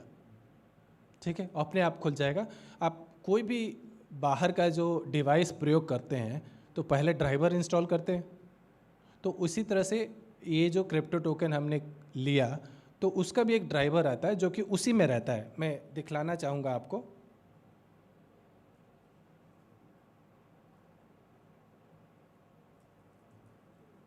आप देखेंगे आखिरी में ये सीडी ड्राइव के रूप में दिख रहा है। ठीक है, ई ड्राइव के रूप में दिख रहा है। अगर मैं इस ई ड्राइव को खोलूं तो इसके अंदर इनका सेटअप का एक फाइल है, इसको रन करूंगा तो वो इंस्टॉल हो जाएगा। तो किसी भी कंप्यूटर में अगर आपको ये क्रिप्टो टोकन प्रयोग करना है तो सबसे पहले उसको इंस्टॉल करना पड़ेगा वो एप्लीकेशन, जिससे कि हमारे सिस्टम को जानकारी हो कि ये कौन सा डिवाइस है। ये सामान्य प्रक्रिया है। पहले ऐसा होता था कि, मैं बहुत पहले की बात कर रहा हूँ, कि जब हम लैपटॉप फॉर्मेट करते थे या नया ऑपरेटिंग सिस्टम डालते थे तो एक एक ड्राइवर डालते थे, डिवाइस का अलग, वाईफाई का अलग, नेटवर्क का अलग। अब ऐसा नहीं होता क्योंकि जो हमारा विंडोज़ है उसमें पहले से सब डल के आते हैं। लेकिन ये एक नया डिवाइस है जो कि विंडोज़ को पता नहीं है, तो अगर उसको पता नहीं है तो उसको बताने के लिए उसका एक एप्लीकेशन डालना पड़ेगा, तभी वो उसको समझ पाएगा। अब जैसे कि आप PDF डॉक्यूमेंट यूज़ करते हैं तो एडोब एक्रोबैट डालते हैं ना उसको खोलने के लिए, या अगर आप डॉकएक्स फाइल है आपके पास तो उसको कैसे खोलेंगे? कोई ना कोई एप्लीकेशन डालना होगा। तो उसी भांति अगर हम क्रिप्टो टोकन यूज़ करते हैं तो उसका एक एप्लीकेशन है, उसका एक ड्राइवर है जो हम डालेंगे तभी उसको रिकॉग्नाइज करेगा। जैसे ही मैंने डाला वो यहाँ रिकॉग्नाइज कर गया। अब आते हैं सर्टिफिकेट पे। इसके अंदर सर्टिफिकेट है,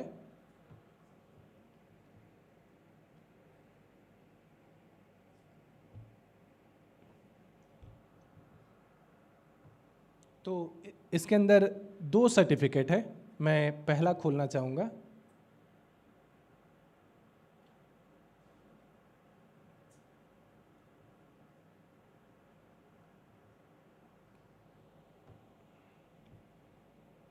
तो ये सर्टिफिकेट जो है, मैं यहाँ ईश्वर पे आ रहा हूँ। ईश्वर मतलब किस सीए ने इसको निर्गत किया है। तो यहाँ आप देख सकते हैं सेफस्क्रिप्ट सब सीए फॉर क्लास 3 ऑर्गेनाइजेशन 2022, जो कि सिफी कंपनी का है। ऑर्गेनाइजेशन का नाम देखें, सिफी टेक्नोलॉजीज लिमिटेड। पहली बात। दूसरी बात आते हैं कि ये किसको इशू किया गया है, तो ये अनूप कुमार पांडे को इशू किया गया है, और इसकी वैधता जो है वो 2023 सितंबर से लेके 2025 सितंबर तक है। मैंने 2 साल के लिए इसको निर्गत कराया है। इसके अलावा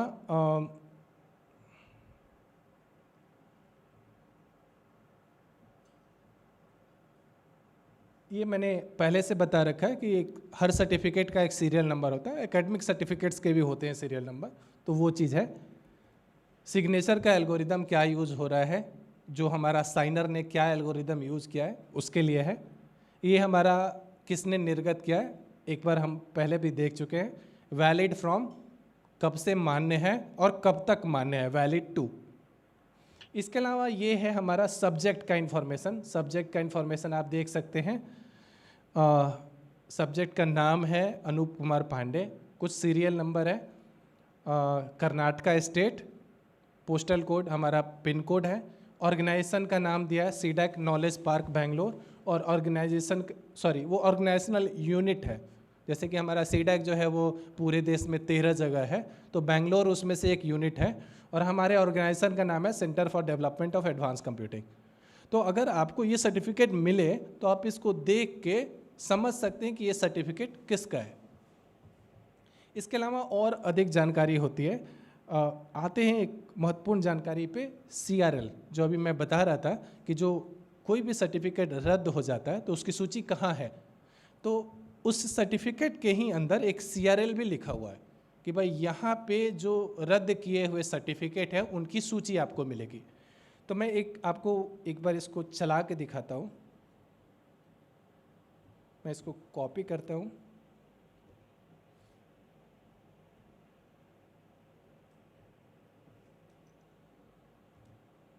और इसको डाउनलोड करने की कोशिश करता हूँ। डाउनलोड हो गया है, ओपन करते हैं, इसको जूम करते हैं। तो ये जो आप ऊपर में देख सकते हैं, इसका टाइटल सर्टिफिकेट रिवोकेशन लिस्ट किसका है, तो जो ईश्वर है हमारा वो सेफ स्क्रिप्ट है। तो हर जो CA है वो अपना अपना अलग अलग बनाता है सर्टिफिकेट रिवोकेशन लिस्ट। ठीक है, कि जो सर्टिफिकेट उसने निर्गत किया है, इशू किया है, वो केवल उसको रिवोक कर सकता है। ऐसा नहीं कि मेरा सर्टिफिकेट सेफ स्क्रिप्ट से है और ई मुद्रा वाले ने उसको रिवोक कर दिया, ऐसा नहीं हो सकता है, पहली बात। और इसकी भी एक वैलिडिटी है। ठीक है, तो जो आप अगर इसको आप देखें तो ये कितने दिनों के लिए वैलिड है, 27 मार्च से लेके 3 अप्रैल, इतने ही। उसके बाद से फिर उनको अपडेट करना है। वैसे तो सामान्यतया हर 12 घंटे पे अपडेट करना चाहिए, पर हमारे यहाँ ये जो है वो CA टू CA डिपेंड करता है कि कौन सा सर्टिफाइंग अथॉरिटी कितने दिन पे अपडेट करता है। अब आते हैं सर्टिफिकेट रिवोकेशन लिस्ट पे। तो आप यहाँ देख सकते हैं कि कौन सा सर्टिफिकेट रिवोक हुआ है, उसका सीरियल नंबर दिया हुआ है, रिवोकेशन डेट दिया हुआ है, और एक रीजन दिया हुआ है कि भाई किस वजह से उसको रद्द किया गया है। तो यहाँ अनस्पेसिफाइड है, बट मैं करके देखता हूँ कि क्या किसी के लिए रीज़न दिया है क्या।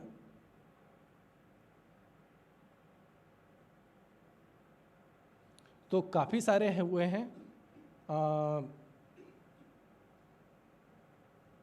एक जगह कुछ था की कॉम्प्रोमाइज, तो बहुत सारों के लिए अनस्पेसिफाइड है, किन्हीं वजह से उसका रद्द किया गया। बट एक के केस में अलग कारण दिया हुआ कि भाई इनका की कॉम्प्रोमाइज़ हो गया, किसी तरह से इनका की किसी को पता चल गया, तो इसलिए। या फिर हम अगर इसको खो भी देते तो उसको भी की कॉम्प्रोमाइज़ के श्रेणी में रख सकते हैं। तो ये है हमारा सर्टिफिकेट रिवोकेशन लिस्ट।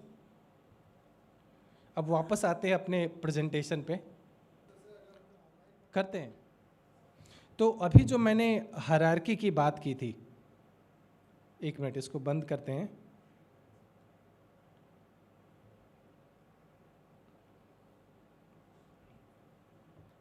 तो हायरार्की की जो बात की थी कि भाई मेरा सर्टिफिकेट, अनूप कुमार पांडे का सर्टिफिकेट किसने इशू किया है, तो सेफ स्क्रिप्ट सब CA, उसने अपने अंडर एक सब CA बना रखा है, पर आखिर में वो सेफ स्क्रिप्ट CA है, और वो हमारा CCA इंडिया के अंतर्गत आता है।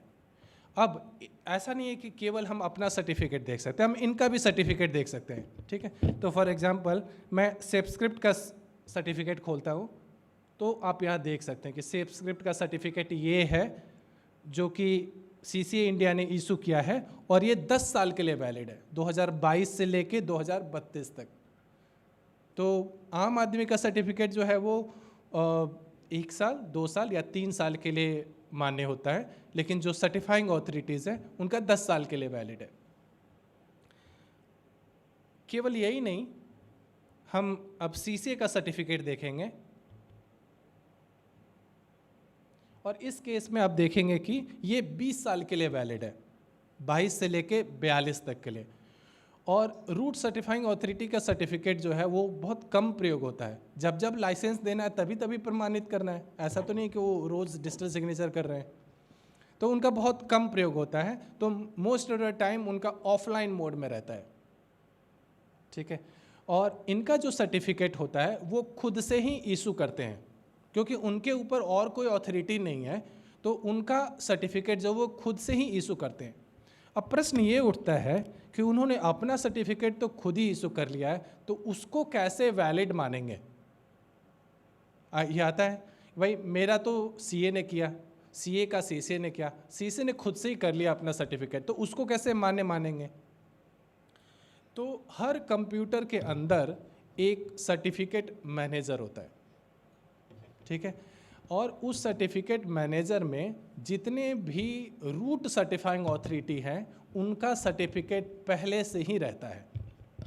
तो मेरा जो कंप्यूटर है वो पहले से ही सीसीए इंडिया के रूट सर्टिफिकेट को मान्य करार दे दिया है कि भाई ये हम इसको पहले से ही ट्रस्ट करते हैं, इसको पहले से ही इस पर मेरा पूरा विश्वास है।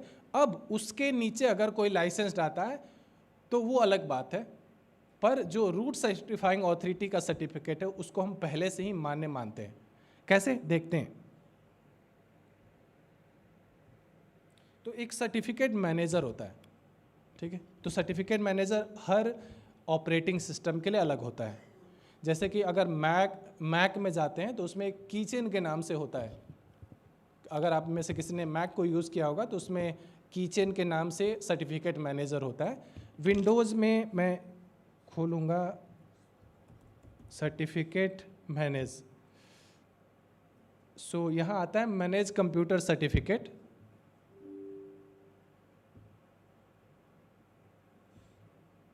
तो ये हमारा देखिए जो सर्टिफिकेट है ना, अभी जैसे हम डिजिटल सिग्नेचर के लिए बता रहे हैं कि हम सर्टिफिकेट का प्रयोग करते हैं, पर ऐसा नहीं है कि केवल उसी चीज़ के प्रयोग होता है। कई सारी ऐसी चीज़ें हैं जिसके लिए सर्टिफिकेट का प्रयोग होता है। और हमारे देश में सीसीए एक रूट सर्टिफाइंग ऑथोरिटी है, लेकिन बाकी देश भी हैं। तो जो हमारा ऑपरेटिंग सिस्टम है वो अन्य देशों में भी प्रयोग होता है, तो वहाँ भी कोई ना कोई सर्टिफाइंग ऑथोरिटी होगी। तो वो जितने भी रूट सर्टिफाइंग ऑथोरिटी होते हैं वो उनको यहाँ सेव करके रखा जाता है। इसको मैं एक बार जूम करूँगा तो यहाँ एक वर्ड है ट्रस्टेड रूट सर्टिफिकेशन ऑथोरिटीज़। इसमें जाएंगे और इसमें जितने भी ट्रस्टेड है रूट सर्टिफाइंग ऑथोरिटी वो इसमें है, जिसमें कि आप देखेंगे कि सीसीए इंडिया 2022 भी है। अब इसमें आप अपना सर्टिफिकेट भी जोड़ सकते हैं, लेकिन वो केवल आपके कंप्यूटर पे काम करेगा, आपके कंप्यूटर पे उसको ट्रस्ट करेगा, अब लेकिन किसी दूसरे के कंप्यूटर पे नहीं, जब तक कि माइक्रोसॉफ्ट खुद उसको ना जोड़े। क्योंकि माइक्रोसॉफ्ट अगर जोड़ता है तो सबके कंप्यूटर में आ जाएगा, लेकिन अगर आप अपने कंप्यूटर में किसी को ट्रस्ट कर रहे हैं कि भाई ये रूट सर्टिफाइंग ऑथोरिटी मेरा ट्रस्टेड है, तो केवल आपके ही कंप्यूटर में काम करेगा, दूसरे के कंप्यूटर में काम नहीं करेगा। तो ये सर्टिफिकेट मैनेजर होता है हर ऑपरेटिंग सिस्टम में, और ये सर्टिफिकेट मैनेजर में पहले से जितने भी रूट सर्टिफाइंग ऑथोरिटी है उनका सर्टिफिकेट जुड़ा रहता है। तो अब तो आ गया समझ में कि भाई मेरा सर्टिफिकेट वेरीफाई करने के लिए किसी सीए के पास गया, सीए का वेरीफाई करने के लिए गया किसी रूट सर्टिफाइंग ऑथोरिटी के पास, और रूट सर्टिफाइंग ऑथोरिटी को पता करने के लिए कि ये वैलिड है कि नहीं, वो सर्टिफिकेट मैनेजर में चेक करेगा कि भाई सर्टिफिकेट मैनेजर में इस रूट सर्टिफाइंग ऑथोरिटी का सर्टिफिकेट है तो मान्य है, नहीं तो अमान्य है। ठीक है, अब आते हैं कि सर्टिफिकेट इशू कैसे होता है। तो हर किसी को सर्टिफिकेट चाहिए, तो उसके लिए एक प्रोसेस है, एक पद्धति है। तो उसमें हम क्या करते हैं, सबसे पहले आजकल सब कुछ ऑनलाइन हो गया है, ठीक है। तो जैसे कि अगर हम ई मुद्रा से सर्टिफिकेट लेना चाहते हैं तो हम उसके वेबसाइट पे जाएंगे।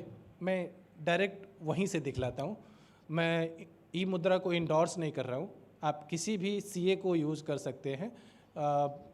जिसका भी ऑनलाइन मैकेनिज़्म हो या ऑफलाइन मैकेनिज़्म हो, ऑनलाइन आजकल आसान हो गया है। आप ऑनलाइन सारा आप सारी जानकारी भरिए और कुछ दिन बाद आपको क्रिप्टो टोकन मिल जाएगा और सर्टिफिकेट ऑनलाइन ही डाउनलोड कर लीजिए, तो थोड़ा आसान हो जाता है, यही बात है। तो जैसे कि आप देख सकते हैं ई मुद्रा के वेबसाइट पे उसके यहाँ पे लिखा हुआ बाई DSC, क्या आप DSC खरीद सकते हैं। तो यहाँ जाके आप DSC के बारे में जानकारी दें कि आपको किस तरह का सर्टिफिकेट चाहिए, क्या आपको इंडिविजुअल चाहिए यानी पर्सनल चाहिए या ऑर्गेनाइजेशन के बिहाफ पे चाहिए। तो यहाँ आप देख सकते हैं कि इंडिविजुअल या ऑर्गेनाइजेशन, और फिर यहाँ पे वैलिडिटी है कि भाई वो 2 साल के लिए होगा, 1 साल के लिए होगा या 3 साल के लिए होगा। और उसके बाद से आप बाई सर्टिफिकेट पे करेंगे तो यहाँ कुछ जानकारी लेंगे आपका, बाद में आधार की भी जानकारी लेंगे, आपका OTP से वेरिफिकेशन करेंगे, पेमेंट करने को कहेंगे। जो भी आपने जैसे जितनी वैलिडिटी ली हो, 3 साल होगी तो थोड़ी सी फ़ी ज़्यादा होगी, 2 साल होगी तो फ़ी कम होगी। और इसके अलावा जो क्रिप्टो टोकन है हमारा, तो ये भी एक हार्डवेयर डिवाइस है, इसकी भी कॉस्ट है, तो इसका भी कुछ पैसा लगेगा। टोटल जोड़ के आपको एक अमाउंट बताएंगे जो राशि आप ऑनलाइन पेमेंट कर सकते हैं। पेमेंट करने के बाद से वीडियो KYC होगा, चूँकि ऑनलाइन हो रहा है तो वीडियो KYC होगा। वीडियो KYC के लिए आप मोबाइल से भी कर सकते हैं, डेस्कटॉप से भी कर सकते हैं, लैपटॉप से भी कर सकते हैं।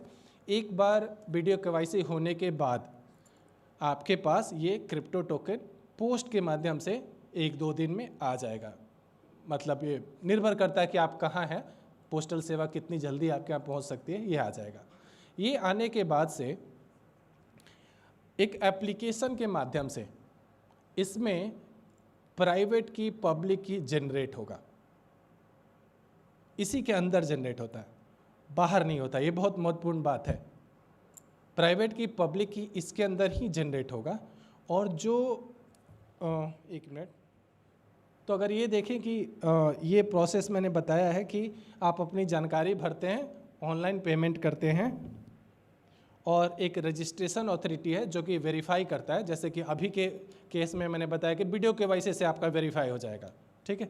और अदरवाइज़ आपका आधार का वेरिफिकेशन या आपके निवास प्रमाण पत्र का जो वेरिफिकेशन है वो होगा। वेरिफिकेशन के बाद आपके पास ये क्रिप्टो टोकन आ जाएगा और एक एप्लीकेशन रहेगा जो कि आपके लिए इसमें क्रिप्टो मतलब इसमें प्राइवेट की और पब्लिक की जनरेट करेगा। पब्लिक की जो है वो बाहर आएगा और वो जाएगा CA के पास, और CA जो है एक सर्टिफिकेट में उसको डाल के और आपको इशू कर देगा, ठीक है। केवल पब्लिक ही जाएगा, प्राइवेट की कभी इससे बाहर नहीं निकलता है, ये हमेशा इसके अंदर ही रहेगा। और पब्लिक ही बाहर जाएगा, आपके अन्य जो भी जानकारी आपने दिया है, जो भी नाम, विभाग, संगठन, जो भी आपने अपने राज्य का नाम, अपने शहर का नाम जो भी दिया, उसके आधार वो भी जानकारी जाएगी। और CA जो है उसके आधार पे आपको एक certificate, digital signature certificate issue करेगा, जो कि वापस इसी में स्टोर हो जाएगा। तो अभी मैंने दिखलाया था ना कि मैंने जब इसको लगाया तो वो सर्टिफिकेट इसमें दिख रहा था, ठीक है। तो और एक बार सर्टिफिकेट इसमें स्टोर हो गया तो बस इसके बाद से आप डिजिटल सिग्नेचर कर सकते हैं। तो जो इसकी विधि है वो काफ़ी आसान है, आजकल तो ऑनलाइन हो गई तो और भी आसान हो गई है। अप्लाई करिए, 2 दिन के अंदर ये क्रिप्टो टोकन आएगा और उसके बाद से एक एप्लीकेशन डाउनलोड कर लीजिए। अलग अलग कंपनियों का अलग अलग एप्लीकेशन है, तो ई मुद्रा का अलग होगा, सेफस्क्रिप्ट का अलग होगा। वो डाउनलोड करके और उसकी सहायता से आप इसमें सर्टिफिकेट जनरेट कर लीजिए। मुश्किल से 1 मिनट लगता है, क्रिप्टो टोकन आने में जो समय लगता है उतना ही, उसके बाद से मुश्किल से 1 मिनट लगेगा।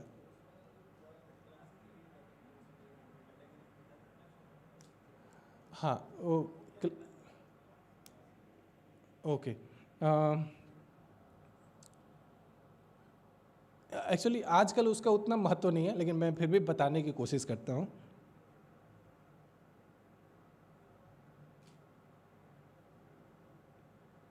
तो जो सर्टिफिकेट होता है, कोई भी सर्टिफिकेट होता है तो उसका एक एश्योरेंस लेवल होता है।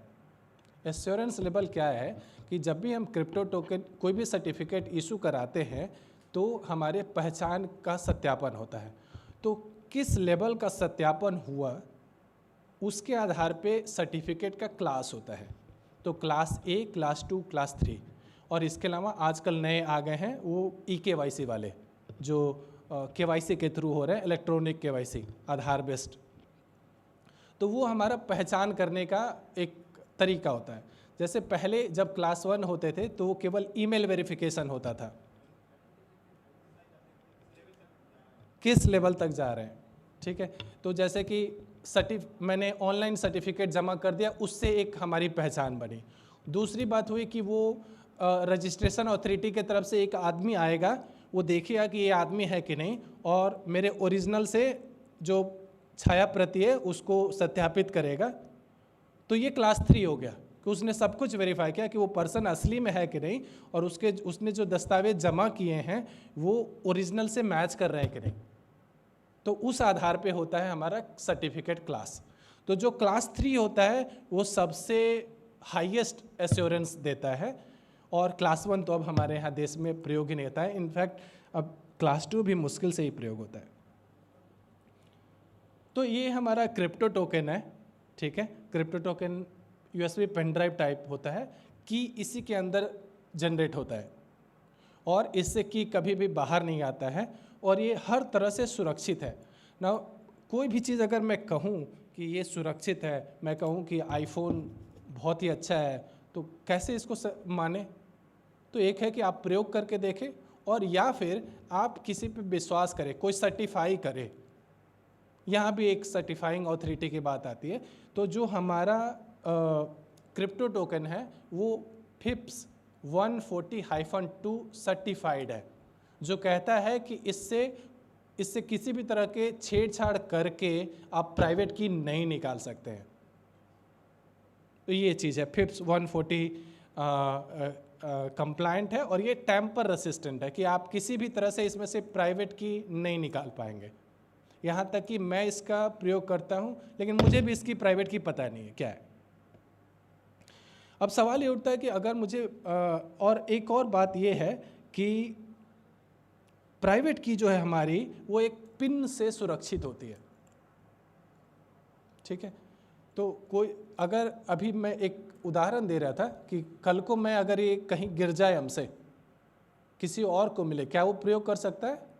नहीं, क्योंकि ये जो है एक पिन के द्वारा प्रोटेक्टेड होती है। वो पिन कुछ भी अल्फ़ा न्यूमेरिक हो सकता है, वो केवल नंबर नहीं है, वो अल्फ़ा न्यूमेरिक है, आप अल्फ़ाबेट भी दे सकते हैं कुछ।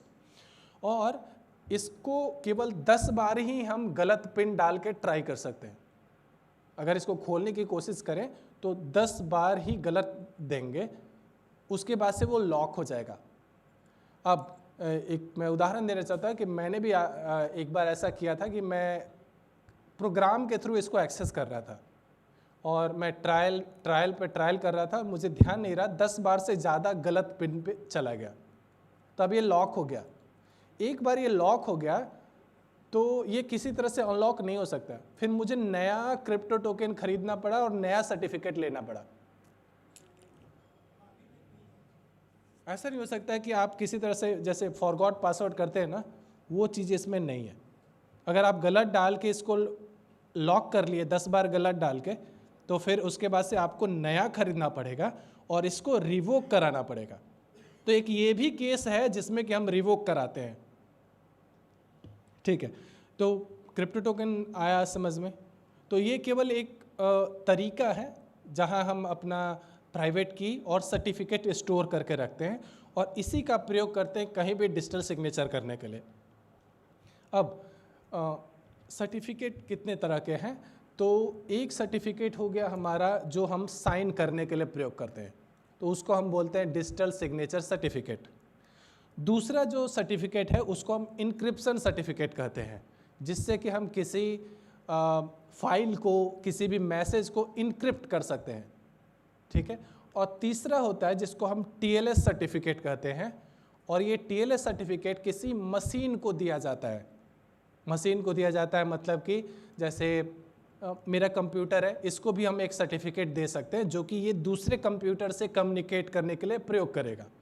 या फिर जो हमारे वेबसाइट होते हैं facebook.com, google.com, cdac.in, उनको भी एक सर्टिफिकेट मिला होता है। उस सर्टिफिकेट से उस वेबसाइट की पहचान होती है। मैं एक बार दिखलाना चाहूँगा आपको। वैसे इसके बारे में एक अलग सेशन होगा। जैसे कि ये गूगल पे आते हैं, इस पर क्लिक करेंगे तो यहाँ लिखेगा कनेक्शन इज सिक्योर। इस पर क्लिक करेंगे तो यहाँ नीचे दिखा रहा सर्टिफिकेट इज वैलिड। तो ये जो सर्टिफिकेट है, थोड़ा सा बड़ा करते हैं, ये google.com को मिला हुआ सर्टिफिकेट है। तो इस सर्टिफिकेट को हम TLS सर्टिफिकेट बोलते हैं, क्योंकि ये एक मशीन को मिला हुआ। google.com एक्चुअली में तो कोई एक सर्वर है जो कि कहीं US में रखा हुआ है, ठीक है। तो इस पे एक अलग से सेशन चलेगा, तो उसको अभी छोड़ते हैं, वापस आते हैं अपने पे।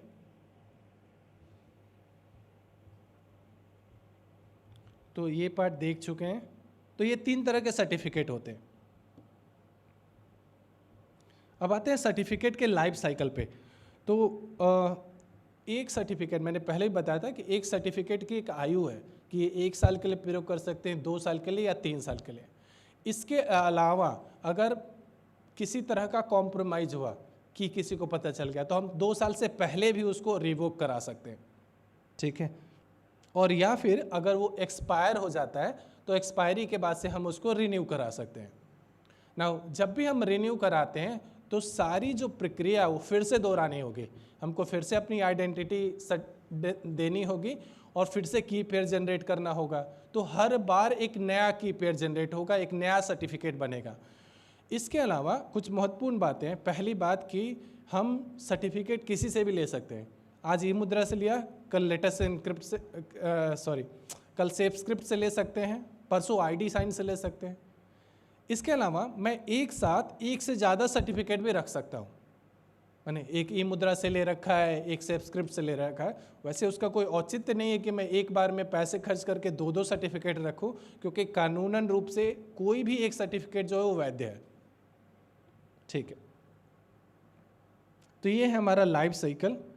इसके बारे में हम ऑलरेडी देख चुके हैं सर्टिफिकेट रिवोकेशन लिस्ट, जिसमें कि कौन कौन से सर्टिफिकेट रद्द हुए हैं उनकी एक सूची होती है।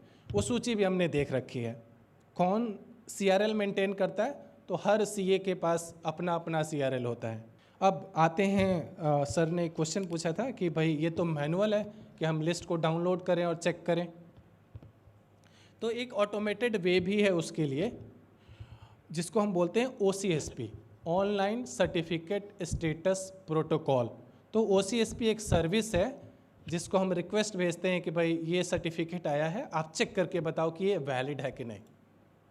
तो ऑनलाइन OCSP जो है वो भी हमें बताता है, ये एक ऑटोमेटेड मेथड है जो कि बताता है कि सर्टिफिकेट वैलिड है या नहीं है।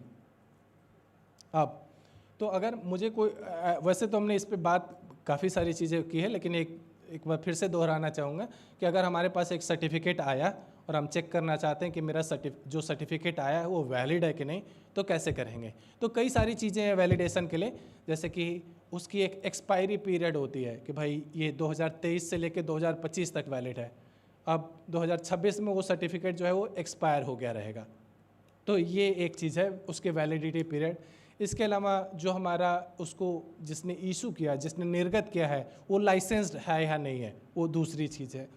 इसके अलावा देखेंगे कि वो रिवोक तो नहीं हुआ है, ठीक है, तो वो एक चीज़ होता है। इसके अलावा उसका एक प्रारूप होता है जो कि जिसको हम बोलते हैं X.509, ठीक है।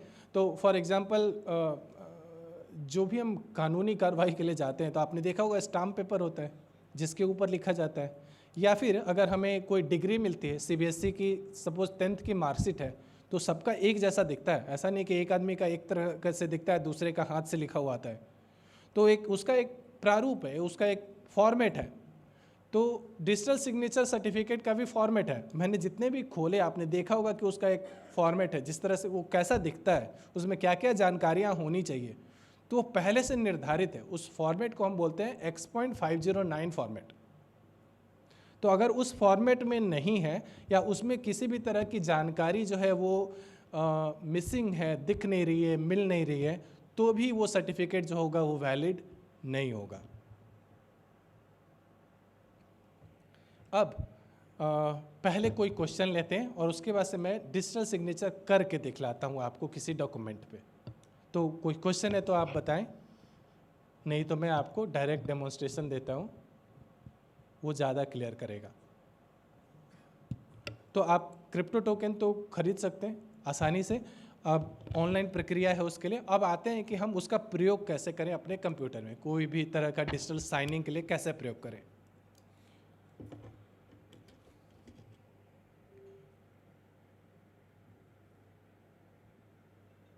तो पहले मैं शुरुआत करता हूँ वर्ड डॉक्यूमेंट से।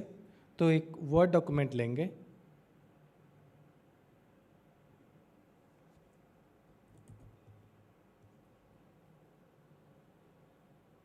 ठीक है। वर्ड डॉक्यूमेंट में कुछ लिख देते हैं,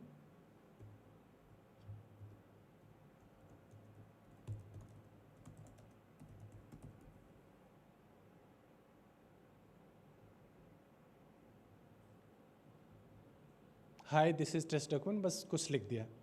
इसको सेव कर लेंगे और फाइल में इन्फो है, इन्फो में यहाँ आता है प्रोटेक्ट डॉक्यूमेंट। प्रोटेक्ट डॉक्यूमेंट पे क्लिक करेंगे तो यहाँ आएगा नीचे ऐड अ डिजिटल सिग्नेचर।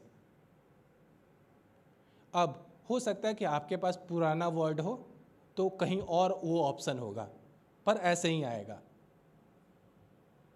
फिर से जाते हैं, ये हमारा होम स्क्रीन है, file, info, protect document and नीचे आता है add a digital signature.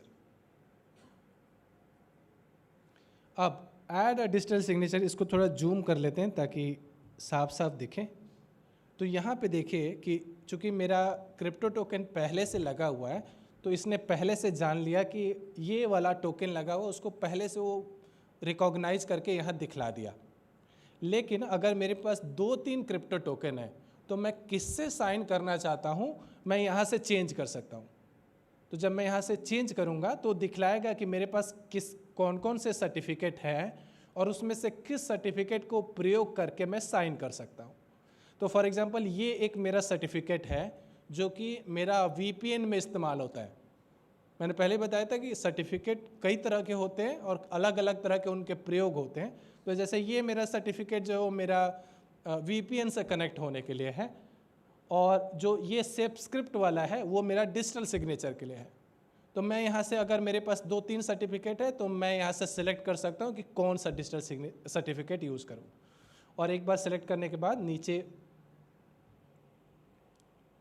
Zoom हटाऊँगा, यहाँ ओके कर देंगे तो यहाँ वो वाला सर्टिफिकेट दिखने लगेगा। तो इसके सहायता से हमको साइन करना है। मैं साइन पे क्लिक करूँगा। अब देखिए पिन मांगा, क्योंकि बिना पिन के वो साइन नहीं कर सकता। मेरा जो प्राइवेट की है उसको साइन करना है। तो साइन करने के लिए क्या होता है कि जो भी कंटेंट है उसका हैश बना होगा, मैसेज डाइजेस्ट, और वो मैसेज डाइजेस्ट जो है वो क्रिप्टो टोकन के अंदर गया, प्राइवेट की तो बाहर नहीं आने वाला। तो जो मैसेज डाइजेस्ट बना उसी को हम इसके अंदर भेजते हैं और इसके अंदर ही वो साइनिंग की प्रक्रिया होती है। अब साइनिंग के लिए गया लेकिन प्राइवेट की तो हमारा प्रोटेक्टेड है, तो हमको पासवर्ड डालना पड़ेगा। तो मैं पासवर्ड डालता हूँ।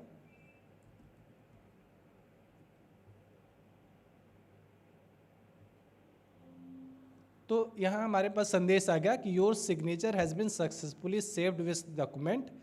If this document is changed your signature will become invalid. अब आते हैं वो इंटीग्रिटी, अखंडता वाली बात, कि अगर हम इस सिग्नेचर करने के बाद इस डॉक्यूमेंट में किसी भी तरह का बदलाव करते हैं, किसी भी तरह का मॉडिफिकेशन करते हैं, कुछ हटाते हैं, कुछ जोड़ते हैं, तो वो मान्य नहीं होगा। अगर करने की कोशिश करेंगे तो जो डिजिटल सिग्नेचर होगा वो हट जाएगा। अगर हट गया तो हम मान जाएंगे कि भाई किसी ने बदलाव किया है। ये आते हैं, थोड़ा छोटा करते हैं तो आप यहाँ देख सकते हैं कि अब ये बोल रहा है कि this is a signed document and it is marked as final. थोड़ा सा बड़ा करेंगे। This document has been marked as final to discourage editing. यानी कि एक बार डिजिटल सिग्नेचर हो गया, कंटेंट फाइनल हो गया, तो अब हम कोई भी बदलाव नहीं कर सकते। याद होगा पेपर वाला में कि 6,000 का चेक था उसको मैंने 60,000 बना दिया, तो वो चीज़ यहाँ नहीं होगी। जहाँ बदलाव करने की कोशिश करेंगे मेरा डिजिटल सिग्नेचर ही इनवैलिड हो जाएगा, फिर से किसी से साइन कराना पड़ेगा। ये है।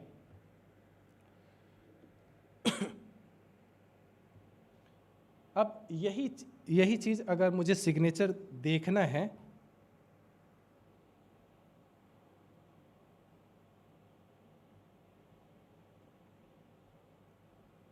इस चीज़ को मैं फिर से दिखलाना चाहूँगा। ऊपर में भी ये चीज़ लिखा हुआ है कि an author has marked this document as final to discourage editing. लेकिन फिर भी हम एडिट कर सकते हैं, बट अगर हम एडिट करने की कोशिश करेंगे इसको, तो हमारे पास दूसरा संदेश आएगा कि भाई editing will remove the signature in this document, do you want to continue. तो अगर हम कंटिन्यू करेंगे तो सिग्नेचर यहाँ से हट जाएगा। No, I will not continue and I will zoom हटाते हैं और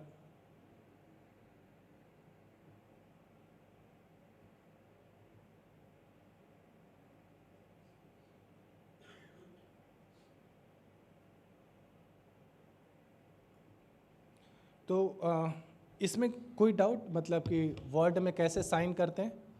तो वर्ड में साइन करने के लिए फाइल में जाएंगे, इन्फो, और यहाँ अभी तो ऑलरेडी साइन किया हुआ है तो यहाँ दिख नहीं रहा है। अब ये कह रहा है कि आप सिग्नेचर देखना चाहें तो सिग्नेचर देख सकते हैं। तो यहाँ ये सिग्नेचर है, साइड में दिख रहा है। इसको ओपन करेंगे तो यहाँ से हमको जानकारी भी मिल जाएगी। सिग्नेचर डिटेल में जाएंगे तो कि भाई किसने साइन किया है, अनूप कुमार पांडे ने साइन किया। मैं जूम करूँगा कि अनूप कुमार पांडे ने साइन किया और उसकी जानकारी दिखेगी कि भाई किस आदमी ने, ये सर्टिफिकेट दिख जाएगा। तो इस सर्टिफिकेट को देख के आप बता सकते हैं कि ये आदमी मतलब वैलिड सिग्नेचर है कि नहीं। ओके, अब यही चीज़ हम करेंगे पीडीएफ डॉक्यूमेंट में। तो मुख्य रूप से लोग या तो वर्ड यूज़ करते हैं या पीडीएफ यूज़ करते हैं। तो अब इसी चीज़ को हम पीडीएफ में करेंगे। मैं इसको सेव करूँगा एज ए पीडीएफ। इसी डॉक्यूमेंट को पीडीएफ की तरह सेव कर लेते हैं। इसको बंद करेंगे और ये पीडीएफ डॉक्यूमेंट आ गया मेरे पास।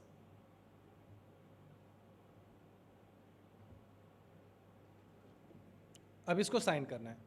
नाउ यहाँ भी वही बात होगी कि आपका एडोब एक्रोबेट अगर पुराना है तो ऑप्शन कहीं और होगा, पर जो लिखा हुआ पार्ट है वो सेम होगा कि कैसे डिजिटल साइन करना है। तो ये हमारे टूल्स आते हैं, ऑल टूल्स। तो अगर आपके पास पुराना वर्जन है तो उसमें भी टूल्स के नाम से ही होगा, कहीं और होगा, मेनू में कहीं और होगा। टूल्स में जाएंगे, टूल्स में नीचे व्यू मोर, और यहाँ आ रहा है यूज अ सर्टिफिकेट। यहाँ यूज अ सर्टिफिकेट, साइड में टूल्स में यूज अ सर्टिफिकेट। अब मैं क्लिक करता हूँ यूज अ सर्टिफिकेट पे, तो ऊपर में आ रहा है डिजिटली साइन। तो अब इस पे क्लिक करूँगा तो मैं डिजिटल साइन कर पाऊँगा। तो आते हैं डिजिटली साइन पे। अब वर्ड में क्या हो रहा था कि जो हमारा डिजिटल सिग्नेचर था वो अलग से अपेंड किया हुआ था, ठीक है। लेकिन पीडीएफ हमको क्या ऑप्शन देता है कि वो हमारा डिजिटल सिग्नेचर दिखेगा, वो दिखेगा इसमें। तो दिखेगा तो बड़ा एक प्रश्न आता है कि भाई डिजिटल सिग्नेचर तो एक नंबर था, तो दिख क्या रहा है? क्या वो नंबर दिख रहा है? नहीं। तो वो केवल एक, मतलब समझिए कि एक केवल अपीयरेंस है, केवल दिखने के लिए है। नंबर उसके पीछे छुपा हुआ है।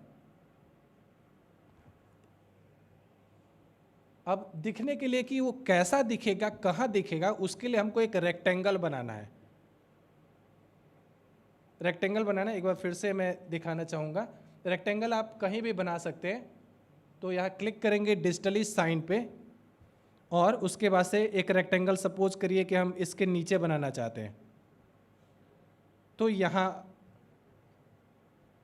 तो ये बिल्कुल जो हमारा फिजिकल पेपर पे होता है कि भाई यहाँ हमारे सीनियर ऑफिसर साइन करेंगे, यहाँ हमारे डायरेक्टर साइन करेंगे, यहाँ हमारे डीजी साहब साइन करेंगे, सबका साइन करने का एक जगह बना दिया जाता है। तो उस तरह से यहाँ एक सुविधा ये है, वर्ड में ऐसी सुविधा नहीं है, लेकिन यहाँ एक सुविधा है कि हम यहाँ बता सकते हैं कि सिग्नेचर दिखेगा कहाँ पे।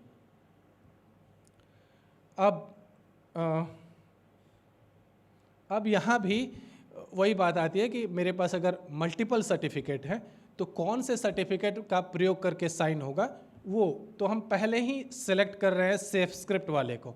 अगर हमको बदलना है तो हम बदल सकते हैं। तो ये दोनों मेरे VPN वाले सर्टिफिकेट है, उनसे मुझे साइन नहीं करना है, मुझे पहले वाले से साइन करना है। तो मैं क्लिक करूँगा कंटिन्यू पे। अब आते हैं यहाँ। तो जैसा कि मैंने बोला था कि ये केवल दिखेगा, ये असली डिजिटल सिग्नेचर नहीं है, ये केवल दिखेगा। अब दिखेगा तो हम यहाँ कुछ भी दिखला सकते हैं, जैसे कि हम अपना हाथ से लिखा हुआ सिग्नेचर दिखा रहे हैं, ठीक है। आप कुछ और भी दिखा सकते हैं। फॉर एग्जांपल बाय डिफ़ॉल्ट ऐसा दिखेगा, आपको बाय डिफ़ॉल्ट इस तरह का दिखेगा, लेकिन हम अपना अपीयरेंस खुद से बना सकते हैं। जैसे कि मैंने अपना जो मेरा हाथ से लिखा हुआ हिंदी सिग्नेचर है वो मैंने जोड़ रखा है। कैसे जोड़ सकते हैं? यहाँ क्रिएट पे क्लिक करेंगे और यहाँ कई सारे ऑप्शन हैं। आप क्या रखना चाहते हैं, क्या हटाना चाहते हैं, वो सब आपके ऊपर है। आप अपना इमेज डाल सकते हैं, जैसे मैंने अपना डाला है ना, हाथ से लिखा हुआ अनूप कुमार पांडे, तो आप अपना इमेज भी डाल सकते हैं। ये केवल अपीयरेंस है, ये असली डिजिटल सिग्नेचर नहीं है। कैसा दिखेगा, ठीक है। और उसके बाद से उसको कुछ नाम दे दीजिए, उसको सेव कर लीजिए। तो ये मेरा अपीयरेंस है। मैं कोई भी एक अपीयरेंस सेलेक्ट कर सकता हूं, जैसे मैं हिंदी वाला सेलेक्ट करता हूं और यहां से मैं साइन करूंगा। तो वर्ड जो है उसने उसी डॉक्यूमेंट में सिग्नेचर ऐड कर दिया। PDF हमको एक सुविधा देता है कि जो साइंड डॉक्यूमेंट है उसको हम अलग से सेव कर सकते हैं, ताकि ओरिजिनल भी रहे और साइंड वाला वर्सन भी रहे, दोनों वर्सन रहे। तो अलग से हम सेव कर सकते हैं। तो जैसे मैं इसको एक अलग नाम देता हूँ, टेस्ट साइंड, और यहाँ मेरा सिग्नेचर आ गया।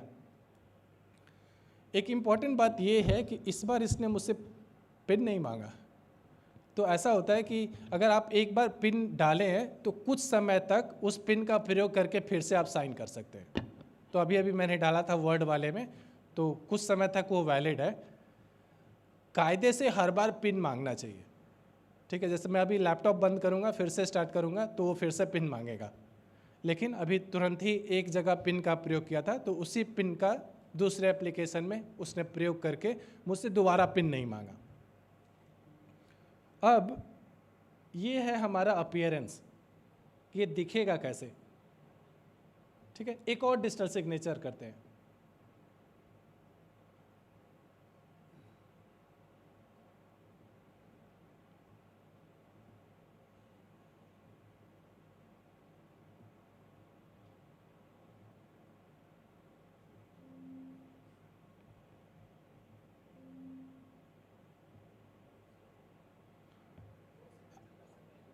दो सिग्नेचर हम, पहली बात तो ये दिखलाना चाहता हूँ कि एक ही डॉक्यूमेंट में मल्टीपल साइन हो सकता है। तो जैसे कि अगर हम लोग सरकारी ऑफिस में पहले मैंने कुछ साइन किया, मेरे ऊपर मेरे रिपोर्टिंग ऑफिसर साइन करेंगे और फिर उसके ऊपर फाइनली जैसे हमारे एग्जीक्यूटिव डायरेक्टर साइन करेंगे। ऐसा होता है। जैसे कि हम इंडेंट रेज करते हैं कोई सामान खरीदने के लिए, तो इस तरह से आवेदन देते हैं कि हमको ये सामान खरीदना है, तो मैंने साइन किया, फिर मेरे अफसर साइन करेंगे, फिर फाइनली डायरेक्टर साइन करेंगे, तब जाके वो डॉक्यूमेंट मान्य होगा उनके सिग्नेचर के बाद। तो डिजिटल जैसे फिजिकल वर्ल्ड में होता है, उस तरह से डिजिटल वर्ल्ड में भी PDF में ऐसा हम कर सकते हैं, एक के बाद एक साइन। पर यहाँ इम्पोर्टेंट बात ये है कि जैसे फिजिकल जो डॉक्यूमेंट था, वहाँ ये नहीं पता चलता है कि किस ऑर्डर में साइन हुआ, किस क्रम में साइन हुआ, पहले किसने साइन किया, बाद में किसने साइन किया। हाँ, ऑफिस है तो हमको पता है कि भाई मेरे साइन के बाद ही डायरेक्टर साइन करेंगे, ऐसा नहीं है कि पहले वो कर देंगे, लेकिन उसमें करना मुश्किल है। बट यहाँ डिजिटल में ऐसा है कि पहले कंटेंट जो है, क्योंकि ये कंटेंट पे डिपेंडेंट है डिजिटल सिग्नेचर, तो इसका मतलब ये है कि जो मैंने साइन किया उसके ऊपर ही अगला आदमी साइन कर रहा है। और फिर उसके ऊपर तीसरा आदमी साइन कर रहा है। तो जब दूसरा मतलब मेरे बाद अगर डायरेक्टर ने साइन किया तो जो डायरेक्टर ने साइन किया उसमें मेरा सिग्नेचर भी जुड़ा हुआ है। तो डायरेक्टर जब साइन कर रहा है तो उसका जो कंटेंट है उस कंटेंट में मेरा सिग्नेचर भी एक कंटेंट है। ये महत्वपूर्ण बात है। दूसरी बात मैं ये समझाने की कोशिश कर रहा हूँ कि डिजिटल सिग्नेचर मेरा ही है, पर अपीयरेंस अलग अलग है, दिखने में अलग अलग है दोनों, पर है मेरा ही। कैसे पता चलेगा? इस पर क्लिक करेंगे तो यह दिखा रहा है signature is valid signed by Anup Kumar Pandey anup@cdac.in। और दूसरे वाले को अगर करें तो भी वही चीज दिखला रहा है कि this signature is valid and signed by Anup Kumar Pandey anup@cdac.in। तो दिखने में कैसा भी हो, साइन किया है मैंने, अनूप कुमार पांडे ने, और उसके साथ मेरा सर्टिफिकेट भी है। यहाँ पे अगर मैं सर्टिफिकेट सिग्नेचर प्रॉपर्टीज में जाऊं तो सो साइनर सर्टिफिकेट आ रहा है। इस पर क्लिक करूंगा तो मेरा सर्टिफिकेट दिखेगा। थोड़ा छोटा करते हैं, उप्स ज़्यादा छोटा हो गया। तो वैसे आप समझ सकते हैं कि ये सर्टिफिकेट दिखाने का एक तरीका है। Anup Kumar Pandey CDAC knowledge park and safe script द्वारा इशू किया गया।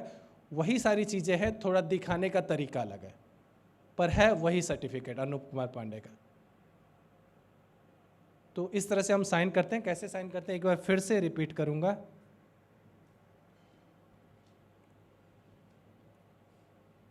ये ऊपर में ऑल टूल्स हैं, पीडीएफ में टूल्स के अंदर नीचे जाएंगे तो हमें मिलेगा यूज अ सर्टिफिकेट।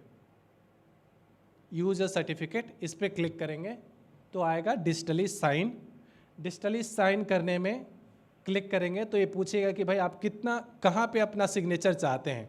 तो जैसे हम डॉक्यूमेंट के सबसे नीचे चाहते हैं कोने में, तो हम यहाँ पे करेंगे कितना बड़ा सिग्नेचर मेरे ऊपर है, मैंने, क्योंकि ये केवल दिखने की बात है ना, कितना बड़ा सिग्नेचर दिखना चाहिए। तो हम छोटा बना सकते हैं, हम बड़ा बना सकते हैं। तो यहाँ दिखा, click on sign and then कौन सा सर्टिफिकेट यूज करना है, कंटिन्यू। कोई एक मैंने दिखने में कैसा लगेगा ऐसा हम सिलेक्ट कर सकते हैं।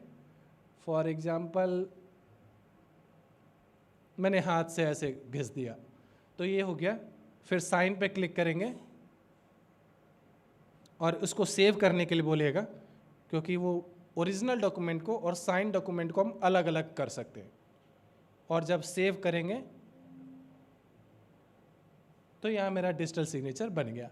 वेरीफाई कैसे करेंगे, इसी पे क्लिक करेंगे और ये बता देगा कि हमारा सिग्नेचर जो है वो वैलिड है या नहीं है। ठीक है, इतना क्लियर है।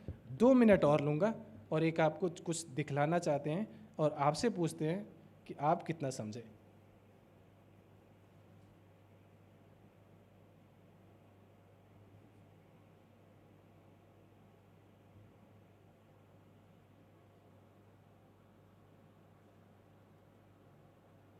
ये सिग्नेचर किसका है? कोई बताएं?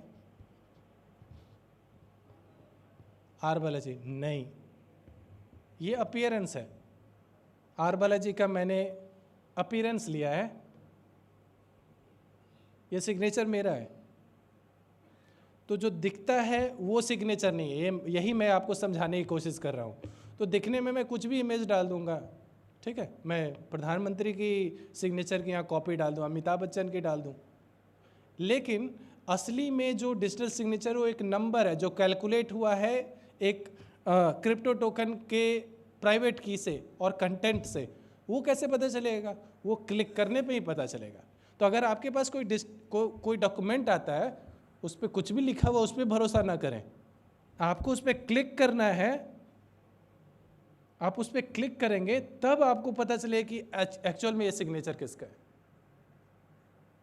ठीक है, अब एक और बात आते हैं कि जो मैंने इतनी जो प्रोसेस बताया कि डिजिटल सिग्नेचर ऐसे होता है, वो केवल समझने के लिए है। जैसे मैं जब मैं साइन कर रहा था पीडीएफ में या वर्ड में, तो क्या मैंने हैश बनाया? क्या मैंने इनक्रिप्ट किया, डिक्रिप्ट किया? नहीं।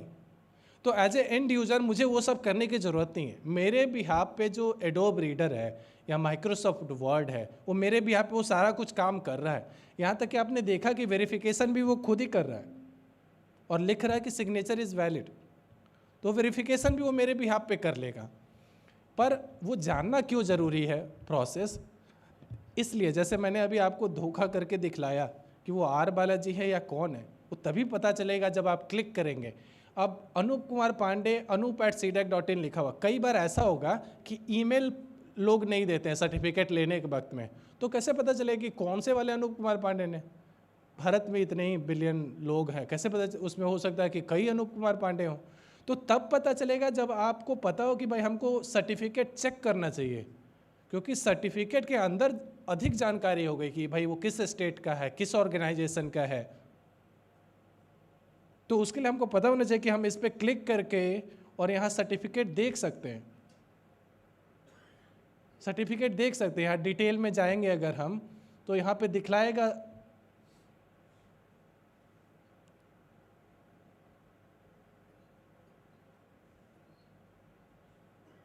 यहाँ सब कुछ दिखलाएगा, एक एक चीज।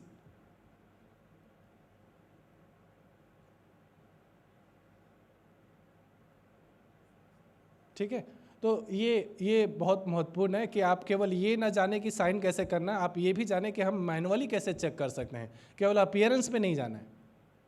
ठीक है, तो फिलहाल के लिए इतना ही। अगर आपके पास कोई क्वेरी हो, कोई क्वेश्चन हो, तो आप पूछ सकते हैं अभी, और या फिर ये हमारा ईमेल एड्रेस है। तो जैसा कि मैंने बताया था कि एक मेरा पर्सनल ईमेल है ऑफिस की तरफ से anup@cdac.in, और एक हमारी कम्युनिटी है PKI की, तो pki@cdac.in। आप किसी पे भी ईमेल कर सकते हैं, किसी भी तरह की आवश्यकता हो, हर तरह की सहायता मुहैया कराई जाएगी।